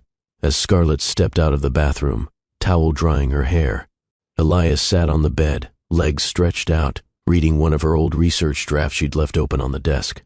"You rewrote the whole second phase," he said, glancing up. "It's stronger, sharper." Scarlett tossed the towel over the chair and walked toward him in nothing but an oversized t-shirt that hung mid-thigh. She shrugged. "I needed it to reflect where I am now." He looked at her a beat longer, then closed the folder and set it aside. "So where are you now?" Scarlett crawled onto the bed, straddling his legs without hesitation. "Here," she said, her voice low. "With you." Wanting more, he leaned up, kissed her gently at first, then deeper. Scarlett grabbed the hem of her shirt and pulled it over her head, dropping it to the side without breaking eye contact. She wasn't hesitant, not anymore. Her body was no longer a battleground or a performance. It was hers, and she was choosing this moment, choosing him. Elias sat back slightly, his hands settling on her waist. His eyes scanned her with a look that wasn't possessive. It was appreciative, almost reverent. "You look like power," he whispered. "I feel like it," she replied, guiding his hands lower. Their mouths met again, this time with heat, the kind of heat that didn't demand. It invited. He kissed her throat, her collarbone, the space between her breasts, making her shiver with each press of his lips. She moaned softly, rocking against him, hands threading through his hair as her need deepened. She pushed him back against the pillows, climbed over him fully, and took her time, not to tease, but to savor. Scarlett kissed her way down his chest, her fingers trailing lightly over his skin, feeling every muscle shift beneath her. When he groaned, low and deep, she smiled. She loved that sound. She loved knowing she had caused it. Elias sat up, cupping her face with both hands. "You're not who you used to be." "No," she breathed. "I'm more." Then she kissed him again, harder, wetter, hungrier. He laid her down gently and slipped between her legs, his mouth on her inner thigh, his breath teasing her in all the right ways. Her hands fisted the sheets. "Elias," she gasped. He looked up, smiling. Tell me what you want." Scarlet met his eyes. Everything. He gave it to her. His tongue was skilled, steady, relentless. She came fast, arching off the mattress with a cry that echoed against the walls. But he didn't stop. He kept going, drawing every aftershock from her body until she was, trembling beneath him, her skin flushed and glistening with heat. When he finally moved up and entered her, it felt like the last piece of something falling into place.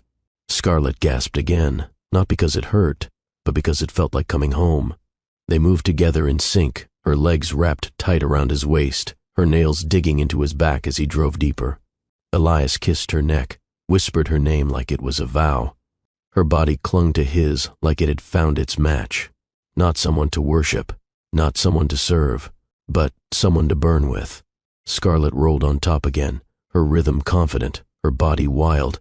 She rode him like she had nothing to prove, only everything to feel. Elias gripped her hips, met her every movement with groans that fueled her. They didn't chase climax. They chased connection. When they came together, it was loud, raw, and honest. No holding back, no hiding. Just two bodies, two minds, two hearts, aligned. Afterward, Scarlet lay with her head on his chest, their breaths slowing, the room humming with a different kind of quiet. The kind that comes when you finally let yourself be seen, not just in love. She tilted her head up. I used to think passion had to be controlled, that it was dangerous. Elias brushed his fingers through her curls, and now? She kissed his jaw. Now I know, it's the fire that kept me alive. Scarlet stood in front of the mirror, wrapped in a bedsheet, watching the faint light of morning pour across her shoulders. The room still smelled of him, Elias, and of her, the skin-warm scent of intimacy, of comfort without compromise.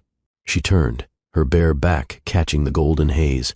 There was a softness in her eyes now, but no hesitation. This wasn't about seduction. This was reclamation. Elias stirred behind her, the sheets rustling. His voice, still sleep-laced, drifted through the quiet. "You okay?" She glanced over her shoulder. "I've never felt more like myself." He sat up, tousled and shirtless, watching her from across the room with a gaze that asked nothing, but gave everything. Scarlet dropped the sheet, let it fall, and stood there, completely exposed. She didn't cover her scars. She didn't flinch from the stretch marks across her hips or the fullness in her thighs. Instead, she walked to him slowly. Elias's eyes never wavered. When she reached the bed, she climbed over him, straddling his waist. Her hands cupped his jaw. And then she said, clear and deliberate, "This is my body." Elias's hands settled gently on her thighs. "Yes, and I've carried life with it." He nodded. "I know. I've buried my dreams inside it. And now you're unearthing them." She leaned in until their lips nearly touched. "I used to give it away to be wanted. Now I give it because I choose." His breath caught. "I don't need to be saved," she added. "I need to be met." Elias's grip on her thighs tightened slightly. "Then let me meet you," he said. And he did. Their kiss was slow but deep, filled with knowing. Scarlet rocked her hips forward, guiding him inside her, both of them gasping softly at the connection. There was no rush, no choreography, only presence. Her fingers tangled in his curls as she moved, slow, deliberate circles, each roll of her hips a declaration. His hands traveled up her spine, grounding her, matching her rhythm. She closed her eyes, head tipping back as pleasure rolled through her in waves, her body vibrating with each crest. She leaned down, pressed her forehead to his. "This isn't about you," she whispered. "This is about me finally choosing me." He kissed her cheek. "I've never wanted anything more." She sat up again, riding him now with power, slow, rolling, raw. Her breath turned ragged, thighs trembling as she chased release not as a gift, but as her right. Elias groaned beneath her, eyes glazed with hunger. But he didn't take control. He followed her lead. Scarlet's hands rested on his chest, nails digging in slightly as she pushed herself harder, faster. Her climax built slow, steady, coiling tight in her belly, then erupting, like a storm as she cried out, body pulsing in waves over him. Elias held her through it, waited, let her come down. When her breathing calmed, he flipped them gently, laying her back with care. And then he moved inside her again, this time leading but still asking, still listening. Scarlet welcomed it, met him thrust for thrust. She wrapped her legs around his back, pulling him deeper, her body opening with complete abandon. They moved together in that rhythm, hot, soaked, breathless, until they both broke, together, clinging, collapsing, connected. After, Scarlett lay in his arms, the sheets twisted around their legs. Her skin still tingled, her muscles deliciously sore, but more than that, she felt anchored, not to a man, to herself. Elias stroked her arm lazily. "I love watching you take what you want." Scarlett turned toward him. "I used to think I had to earn pleasure," she said. "Now I know it's mine to claim." He kissed her shoulder. "Claim it again." She laughed, soft and low, then whispered, "I think I will."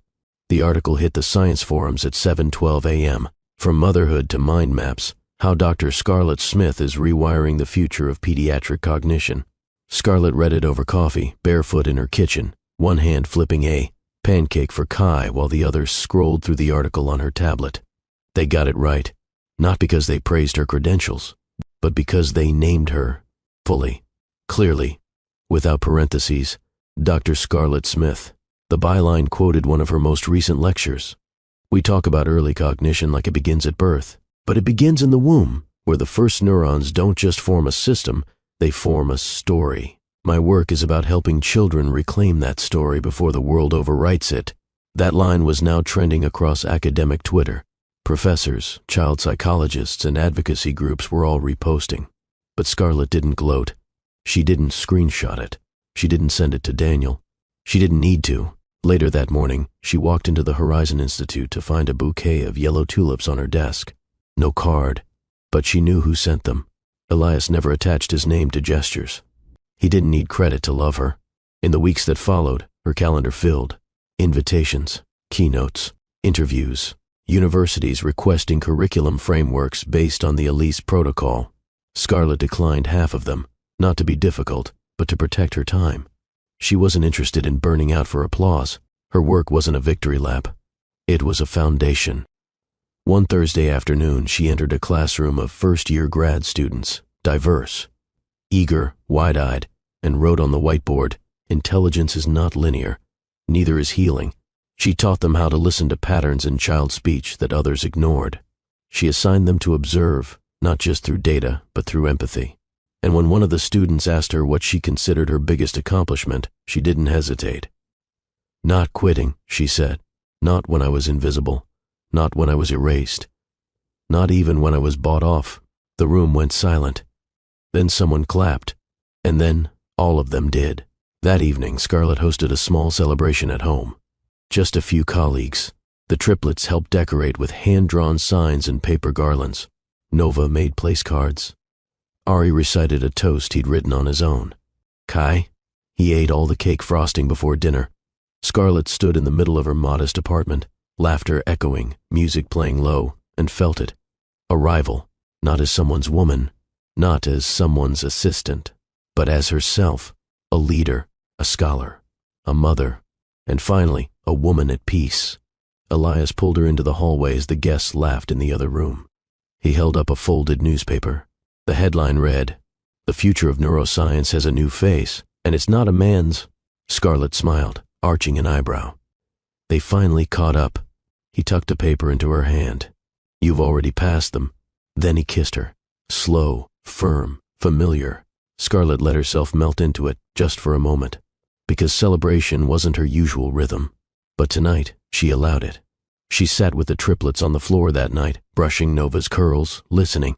To Kai make up bedtime songs while Ari reread a science comic aloud. When they finally fell asleep, Scarlett tiptoed to her room, opened her laptop, and drafted a new letter.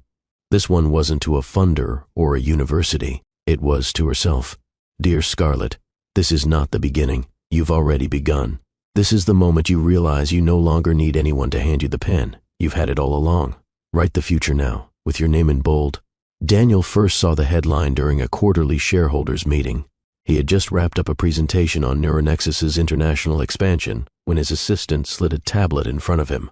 At the top of the screen, from stay-at-home to scientific savior, how Dr. Scarlett Smith is redefining early brain development.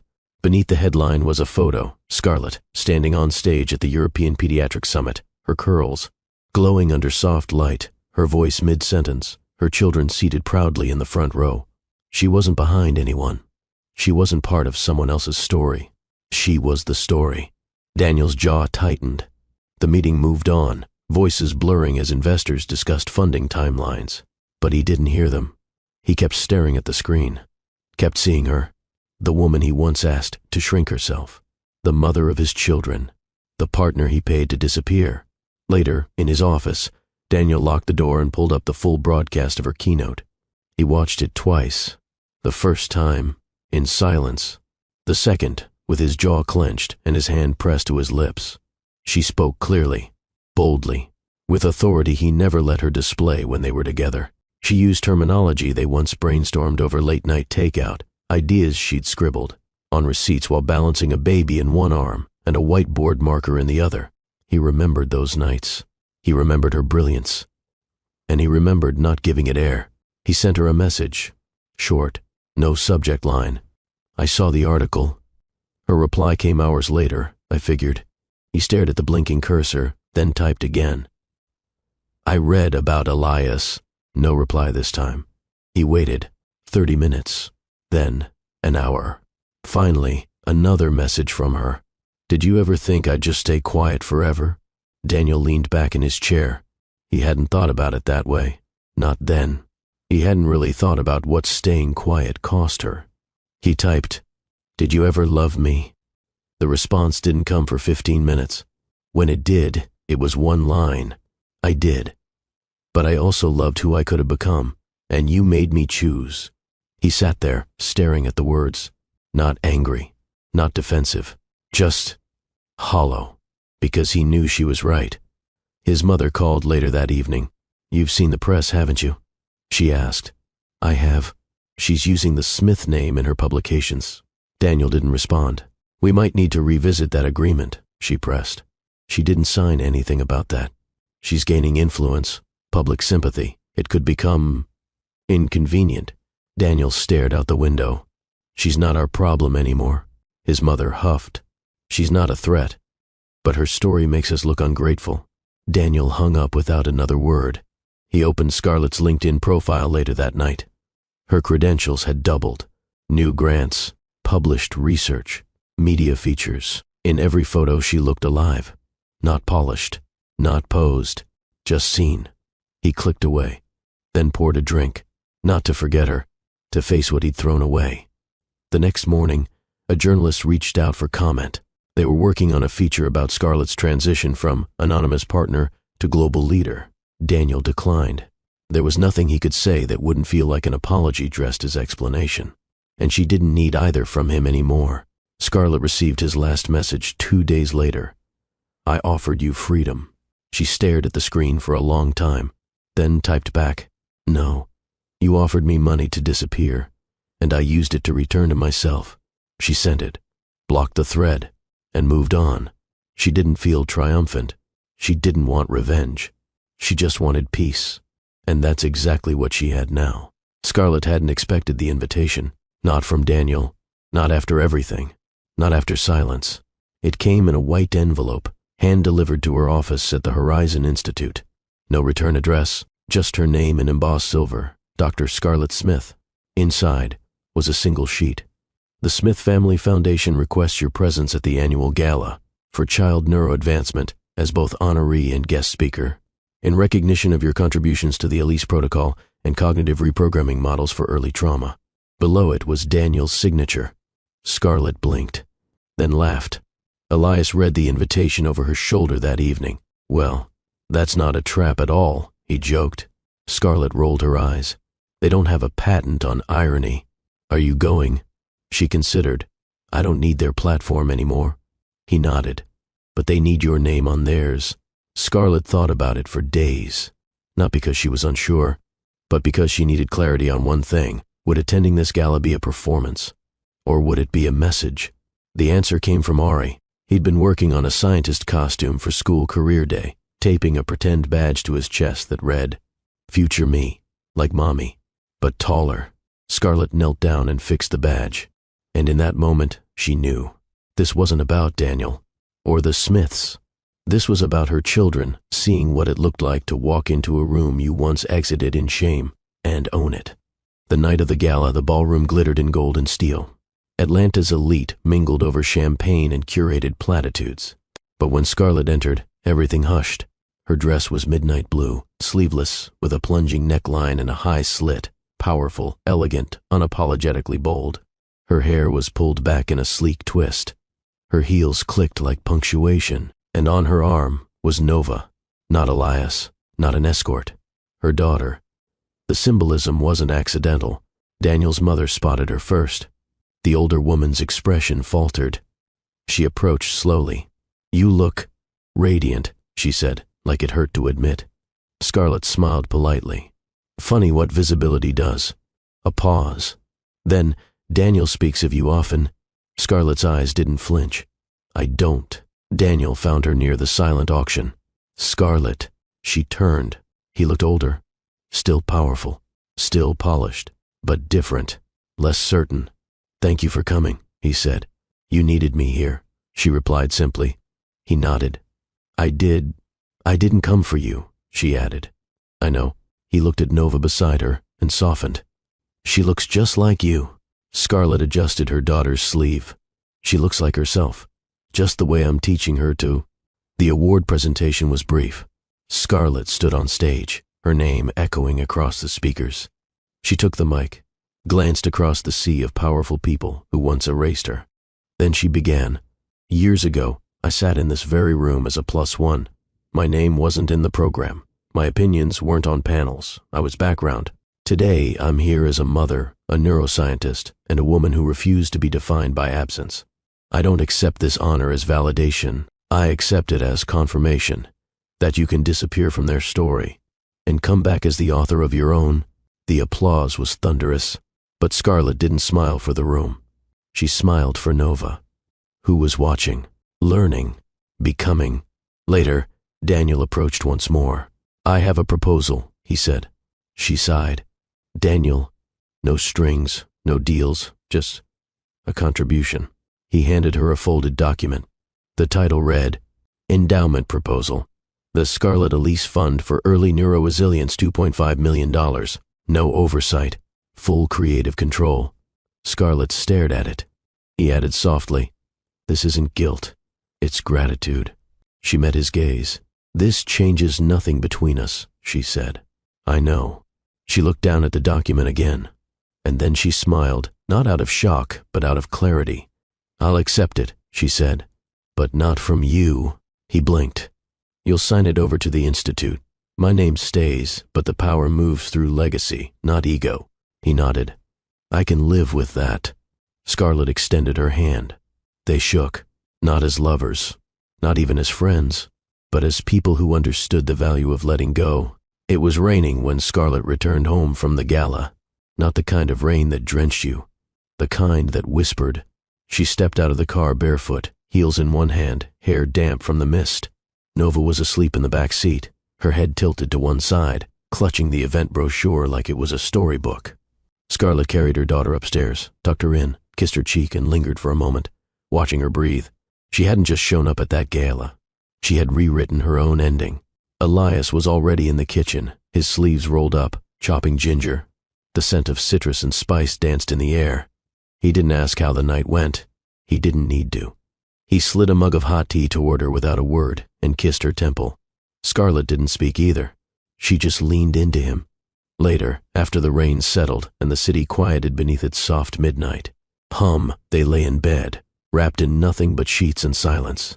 No urgency, no heat demanding attention. Just two bodies, warm and close. She rested her cheek against his chest, fingers tracing the lines of his collarbone. Elias whispered, "You did something brave tonight." Scarlett nodded. It didn't feel brave. It felt necessary.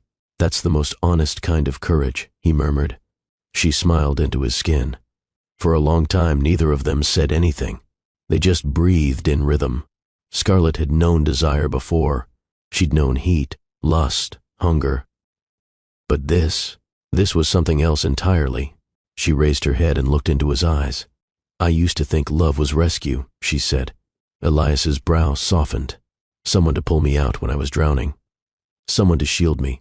He waited. "And then I realized," she continued, I don't need saving. I needed space, safety, room to remember who I was before the world told me what to become. He brushed a curl from her forehead. And now? Scarlett's eyes didn't waver. Now I know love isn't about escape.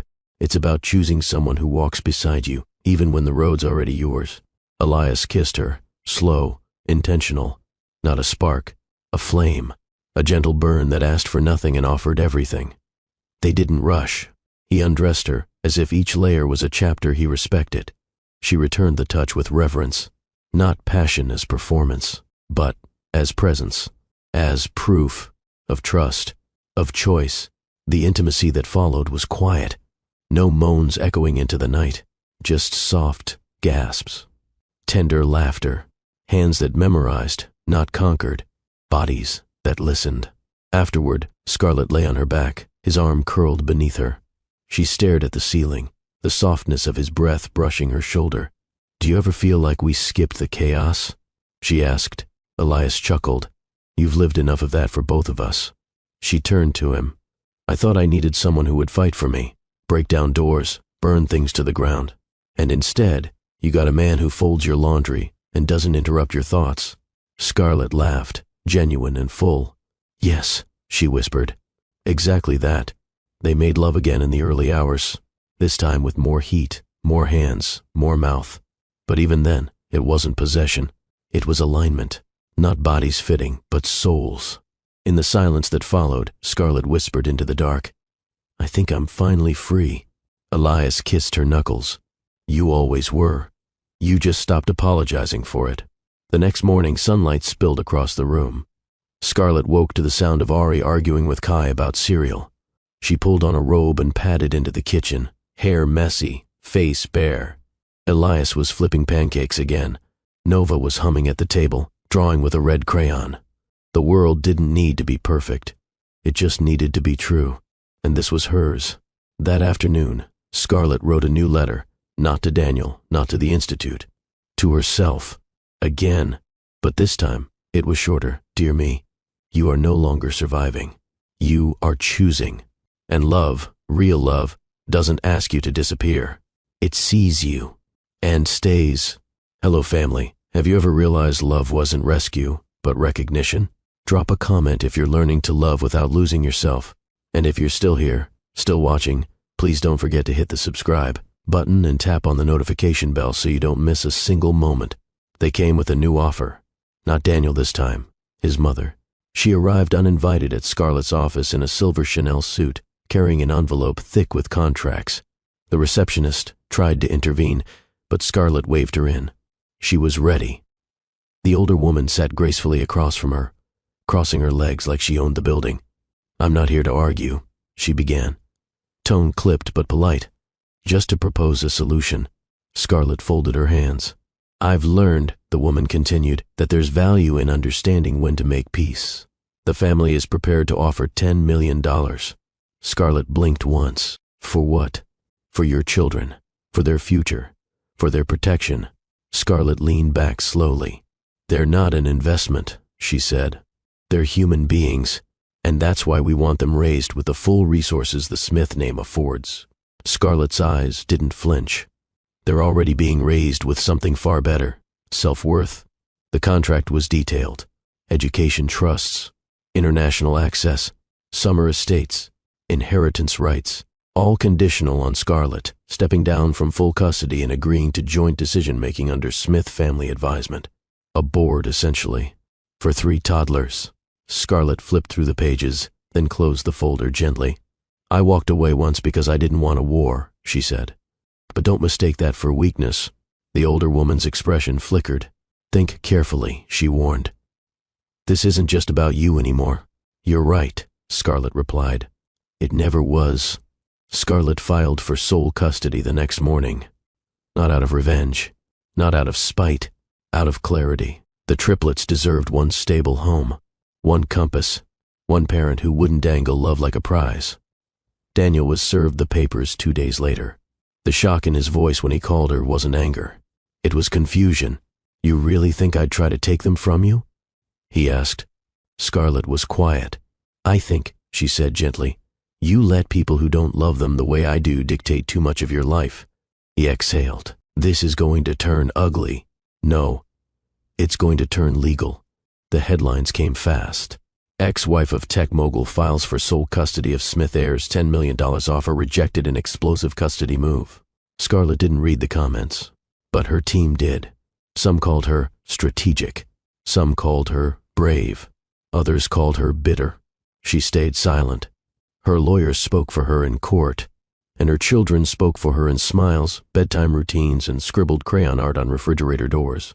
The courtroom was cold. Daniel looked uncomfortable in his suit. Scarlett wore a cream pantsuit and minimal makeup. She sat upright, calm, unshaken. The judge asked questions about parenting schedules, education plans, discipline approaches. Scarlett answered clearly, lovingly. She spoke of the triplets' individual personalities, of how Ari needed structure, how Kai thrived on creative freedom, how Nova asked questions that deserved answers, not distractions. Daniel's lawyer pushed hard. They referenced Scarlett's travel schedule, media exposure, public-facing life. Scarlett's lawyer responded with documented care schedules, therapy assessments, and glowing pediatric reports. It was Daniel himself who broke form on day 3. During his testimony, when asked what role he played in their everyday life, he paused, longer than expected, then said, "Less than I should have." There was silence. Even his mother looked startled. Daniel cleared his throat. "My children deserve consistency, stability, the kind that isn't packaged in wealth but in presence." Scarlett didn't look at him, but her fingers trembled slightly. He wasn't lying. Not anymore. After the hearing, Daniel asked to speak with her in private. In a quiet corridor, he finally said what had been building for weeks. "I'm sorry." Scarlett stared at him. "For what, exactly?" "For letting my family speak for me. For not protecting you. For not protecting them from what power can look like when it's poisoned." She crossed her arms. "And now, I'm not fighting you anymore." Her heart jumped, but she didn't show it. "Then, withdraw." He nodded. "If you promise one thing." Scarlett raised an eyebrow. "That they know I tried, that they know I didn't give up, even if I gave in." She considered it, then nodded once. The judge's ruling came a week later. Sole custody granted to Scarlett Smith. Daniel would retain visitation, regular, flexible, compassionate. No board, no supervision, just fatherhood, earned through humility. That night, she took the triplets to the park. No security, no cameras. Just the 4 of them beneath a sky streaked with late summer gold. Nova skipped ahead. Ari asked 1,000 questions. Kai picked up every leaf he could carry. Scarlett sat on the bench and watched them. Free, unbought, unbroken, hers. It began with a bedtime story. Scarlett had written it in the dark, after a long day of depositions and media whispers. The kids were tucked in. The house was quiet, but her heart was loud. She sat at the kitchen table with a pen in hand, not her laptop, not a recorder, just ink and stillness. She didn't write to prove anything. She wrote because there were truths the court transcripts couldn't hold. "Dear Ari, you ask why I always check your lunchbox twice. It's because I remember the day you cried when I forgot the blue spoon. Not because it was special, but because it made things feel just right. That's what I try to be for you. Not perfect, just right. Dear Kai, your dreams are bigger than gravity. The way you built a spaceship out of cereal boxes tells me you won't wait for someone to hand you wings. I want to be the floor beneath your feet so you can jump. I want you to fly. Dear Nova, you asked me if love could change people. Yes, it can, but it shouldn't have to. I want you to know the kind of love that meets you at your best and doesn't flinch at your worst. And until then, I'll be that love for you." She didn't intend to submit the letters, but her attorney saw them in a folder one morning before court and said, on the final day of the hearing, the judge requested closing arguments. Scarlett stood. Not her lawyer, not a paralegal. Her. She stepped to the center of the courtroom, pulled the 3 folded letters from her coat pocket, and began to read. Her voice didn't tremble. She didn't dramatize. She simply shared what motherhood had taught her, that parenting wasn't about being flawless. It was about being willing. Willing to be wrong, to apologize, to stay up late with fevered brows, to learn cartoon. Character names by heart, to kneel beside scraped knees and broken hearts. It was about presence, not presence in theory, but in lunchboxes and lullabies. Daniel watched from his seat. He didn't interrupt, didn't look away. He'd given his statement already. But this was something else. Scarlett wasn't defending herself. She was defining love. The courtroom fell silent after she finished. No closing rebuttals, no objections. Just air filled with the echo of a mother's voice, raw and reverent. The judge leaned forward, then said quietly, "I've read hundreds of custody files, medical records, income reports, education plans." She tapped the letters gently on her desk. "But these are the first documents that made me understand what kind of home these children already have." It wasn't dramatic. There was no gavel slam, just a sentence. Full custody remains with the mother, but it felt like thunder. Outside the courthouse, cameras waited. Scarlett stepped out, head high, the triplets not with her, by design. This wasn't about spectacle. It was about space, about drawing boundaries between the public and the sacred. A journalist asked, "Do you have anything to say to families going through similar fights?" Scarlett turned, her voice calm. "Don't fight to win, fight to protect." Then she left. That evening, as the sun dipped beneath Atlanta's skyline, Scarlett walked into the nursery. Ari was building a tower of plastic blocks. Kai was painting rainbows on construction paper. Nova was curled up in bed, reading her favorite book upside down. Scarlett sat between them. She didn't tell them about the ruling. Not yet. She just read them a new story, one she hadn't shared before, about a woman who wrote letters to her children, not to change the world, but to remind them they already belonged in it. And when she kissed them goodnight, something shifted. Not in the room, in her. For years, she'd carried a quiet fear that love might not be enough, that maybe the courts, or society, or wealth, or legacy might weigh more on the scale. But tonight, she knew the truth.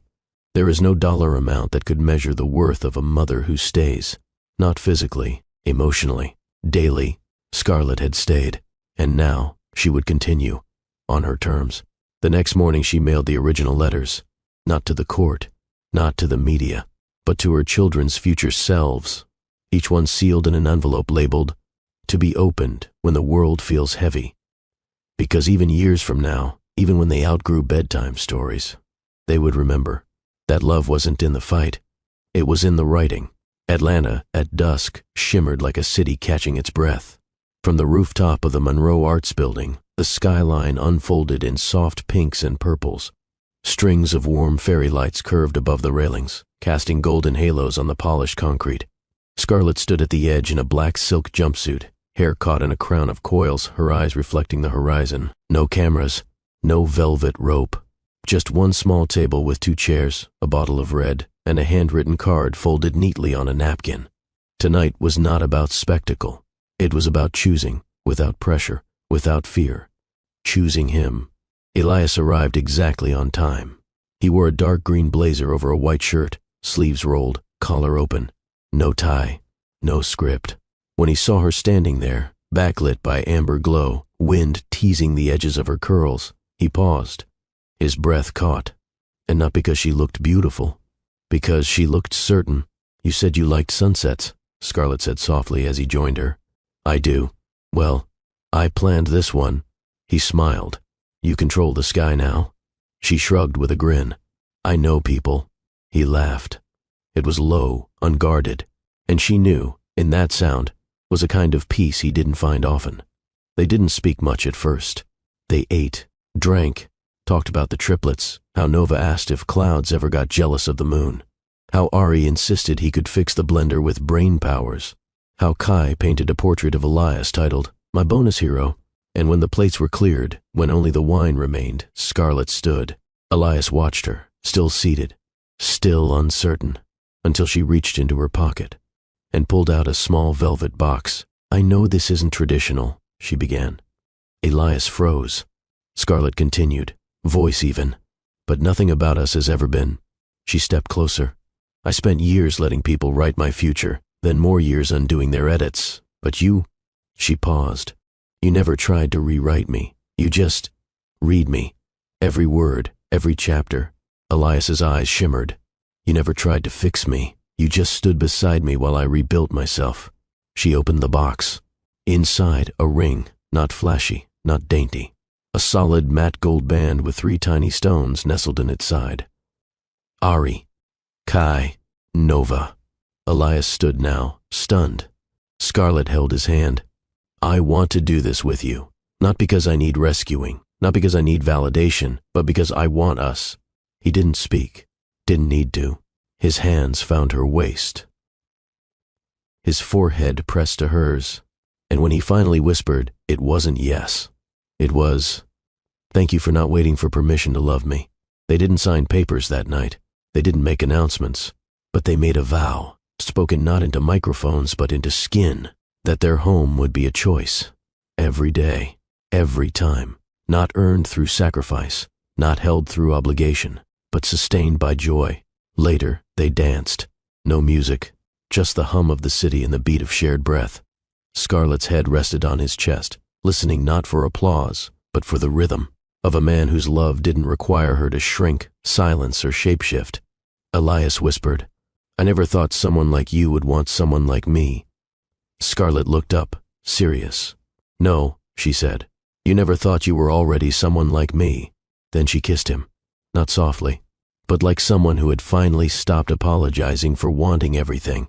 The stars were coming out now, and for the first time in a long time, Scarlett didn't need a spotlight. She was the light, and this rooftop vow between 2 whole people, was more sacred than any altar. The house was quiet again, not the kind of silence that feels empty, but the kind that feels earned, like a book closed gently at the end of a chapter. Scarlett stood barefoot in the hallway, watching the sun slip across the wooden floors, painting gold on everything it touched. The triplets were still asleep, at least for now, that sacred hour before the world asked anything of her. Before breakfast, before questions, before motherhood returned to its full symphony, just stillness, and breath, and being. Down the hall, a door creaked. Nova emerged first, hair wild and sleepy, dragging her pink blanket behind her like a cape. Scarlett opened her arms without a word. Nova melted into her chest. 1 breath. 2, 3. Then Kai padded in, already holding a notebook and a pencil, his voice a whisper. "I had a dream. I was a robot teacher." Scarlett kissed his curls. "Did you grade your own homework?" He nodded solemnly. "Straight A's." Scarlett grinned. Ari followed next, eyes sharp, already alert. "Is today a real school day or a learn to from life day?" "Both," Scarlett said, guiding them toward the living room. "Always both." They settled on the couch in a tangle of limbs and love. No TV, no music, just them. She passed out slices of pear, a tradition they'd started the week of the custody battle. Something sweet. Something clean. Scarlett tucked Nova into her lap, Kai curled beside her, and Ari leaned across the armrest, sketching the family cat like it was a character in his graphic novel. For a moment, she just watched them, not with fear, not with worry, but with awe. 3 little lives. Not trophies, not evidence, just truth. Ari asked, "Do we still have to visit Daddy's parents for Christmas?" Scarlett paused, then said carefully, "You get to decide that when you're older. Right now, we'll keep things simple." Kai piped up, "Can we just go to Uncle Marcus's and eat his burnt turkey again?" They all laughed, even Nova. "Sure," Scarlett smiled, "but you have to pretend it tastes amazing." Ari nodded. "Deal. Legacy over luxury." Scarlett's heart stilled at his words. "Where did you hear that?"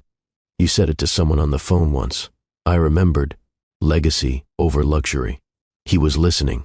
They always were. Later that afternoon, while the triplets played outside in the backyard, Ari in a pirate hat, Nova with her crown of daisies, Kai building a rocket from cardboard, Scarlett sat on the porch with a notebook. Not for work, not for court, just for her. She didn't write poetry, or goals, or plans. She wrote 1 word, Scarlett, just her name.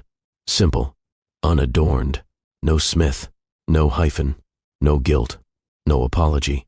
It had taken her a long time to realize she didn't need applause. She just needed her name back. She remembered when she'd first changed it, rushing into the courthouse, full of excitement, thinking a new last name would unlock a new life. The Smith name came with access, with invitations, with assumptions, but it also came with shadows, with expectations, and with silence. Today, she wasn't discarding Daniel. She was reclaiming Scarlett, not just the name, the woman beneath it, the girl who once sketched dream houses in the back of composition books, the teen who memorized Maya Angelou under street lamps during power outages, the mother who braided hair and hopes into the same morning routine. Elias stepped outside carrying a tray of lemonade. "You okay?" he asked, setting it down. Scarlett nodded. "More than—" He kissed her shoulder. "Thinking, remembering," she said softly. "Letting go." They sat in silence, sipping from the same glass, watching their patch of sky shift as the triplets howled and sprinted through grass like it was a kingdom. Scarlett turned to him and said, "Do you ever wonder if we're doing enough?" Elias didn't answer right away. Then, every day, he reached for her hand. "But then I look at them, and I look at you, and I think maybe we already are." The wind picked up slightly. Nova twirled in her dress, yelling, "Look, I'm a tornado princess!" Kai shouted, "Prepare for liftoff in 5. Ari raised a toy sword and declared, "We fight for kindness." Scarlett laughed. It cracked through her like sunlight, not because they were perfect, but because they were theirs. That evening, after bath time and one too many bedtime negotiations, Scarlett sat on the floor of her bedroom surrounded by art, crayon masterpieces, paper crowns, and a glitter-covered wooden box Nova had made labeled, "Secrets Only Mama Can Open." Inside it, a rock, a candy wrapper, a drawing of a heart with stick figures labeled, "Me plus you equal to always." Scarlett cried quietly. Not the broken kind, the full kind, the kind that arrives when everything inside you is finally heard. She wiped her eyes, placed the box gently on her nightstand, and whispered to the ceiling, "Thank you for the silence. It helped me hear myself." She didn't need Daniel's apology, didn't need his parents' money, didn't even need validation from the world, because today, Scarlett had 3 living testaments to her choices, to her endurance, to her legacy. At dawn, she walked barefoot into the yard. The grass was wet, the air still. She looked at the sky and whispered the final words of her journal aloud. "I didn't win. I didn't conquer. I remembered, and I rebuilt. And I wrote my name in ink, not for them. For me." She turned, and there they were, the triplets at the back door, blinking sleepily. Ari rubbed his eyes. "Why are you outside, Mama?" Scarlett smiled, hands on hips. "Just checking the sky." "Why?" Kai asked. "To make sure it's still big enough for us." Nova reached for her hand. "It always is." They walked inside together, the 4 of them. No legacy carved in stone. No applause echoing behind them. Just love. Just laughter. Just names spoken fully and freely. And that was enough. More than enough. To the woman sitting in silence, wondering if anyone would notice if she disappeared. To the man who gave everything and was still called not enough. To the mother whose name was erased the moment she gave life. To the child inside you who still whispers, "Pick me." This is for you. This whole story, it wasn't just about Scarlett. It was about you. You've been overlooked, silenced, talked over, talked down to, left behind, or used when your shine was convenient and discarded when your boundaries became inconvenient. You've learned to speak softly, to shrink in rooms that should have honored you. You've learned to say it's okay when it wasn't, to laugh so you wouldn't cry, to stay quiet so someone else could stay comfortable. And maybe, somewhere along the way, you forgot your own name. But hear me now. You are not disposable. You are not dramatic. You are not too much. You are not hard to love. You are not the aftermath of someone else's choices. You are not the broken piece in someone else's empire. You are not who they said you were when they were afraid of your light.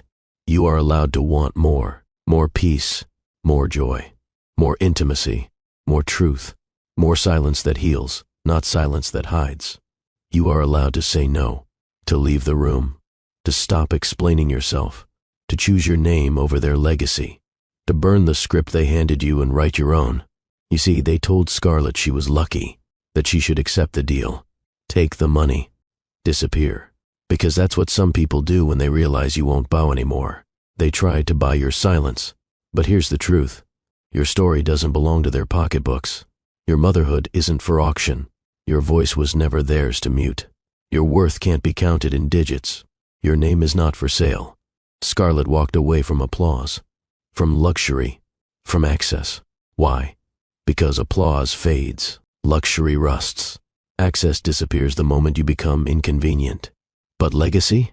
Legacy is what lives in the names you reclaim, in the children you raise with integrity, in the mirror you finally face and say, I see you, and mean it. So I ask you now, what would happen if you stopped waiting for someone to save you? What would happen if you chose to be seen? Not curated, not filtered, but raw, real, whole. What would happen if you reclaimed your name? Maybe it's not Scarlett. Maybe it's Faith, Joy, Hope, Aaliyah, Rachel, Kim, Sade, Brittany, Eve, Danielle, you. Maybe it's the name you were born with, or the one you whispered to yourself in secret because it felt more like home. Maybe it's not about names at all. Maybe it's about you finally realizing you were never the problem. You were the pause in someone else's chaos. You were the mirror they couldn't look into without cracking. You were the softness they mistook for weakness. And now you've remembered you were made of steel under velvet all along. Let me say this plain. You do not need permission to matter. You do not need a marriage to feel chosen. You do not need applause to be powerful. You do not need a seat at their table if the table demands you silence your truth. You can build your own. You can sit on the floor and still be royal. You can crown yourself. So if this story stirred something in you, if Scarlett's fight felt like your reflection, then do this one thing for you, not for me. Reclaim your name. Out loud. Right now. Type it in the comments if you're ready. Whisper it to yourself if you're still gathering the courage.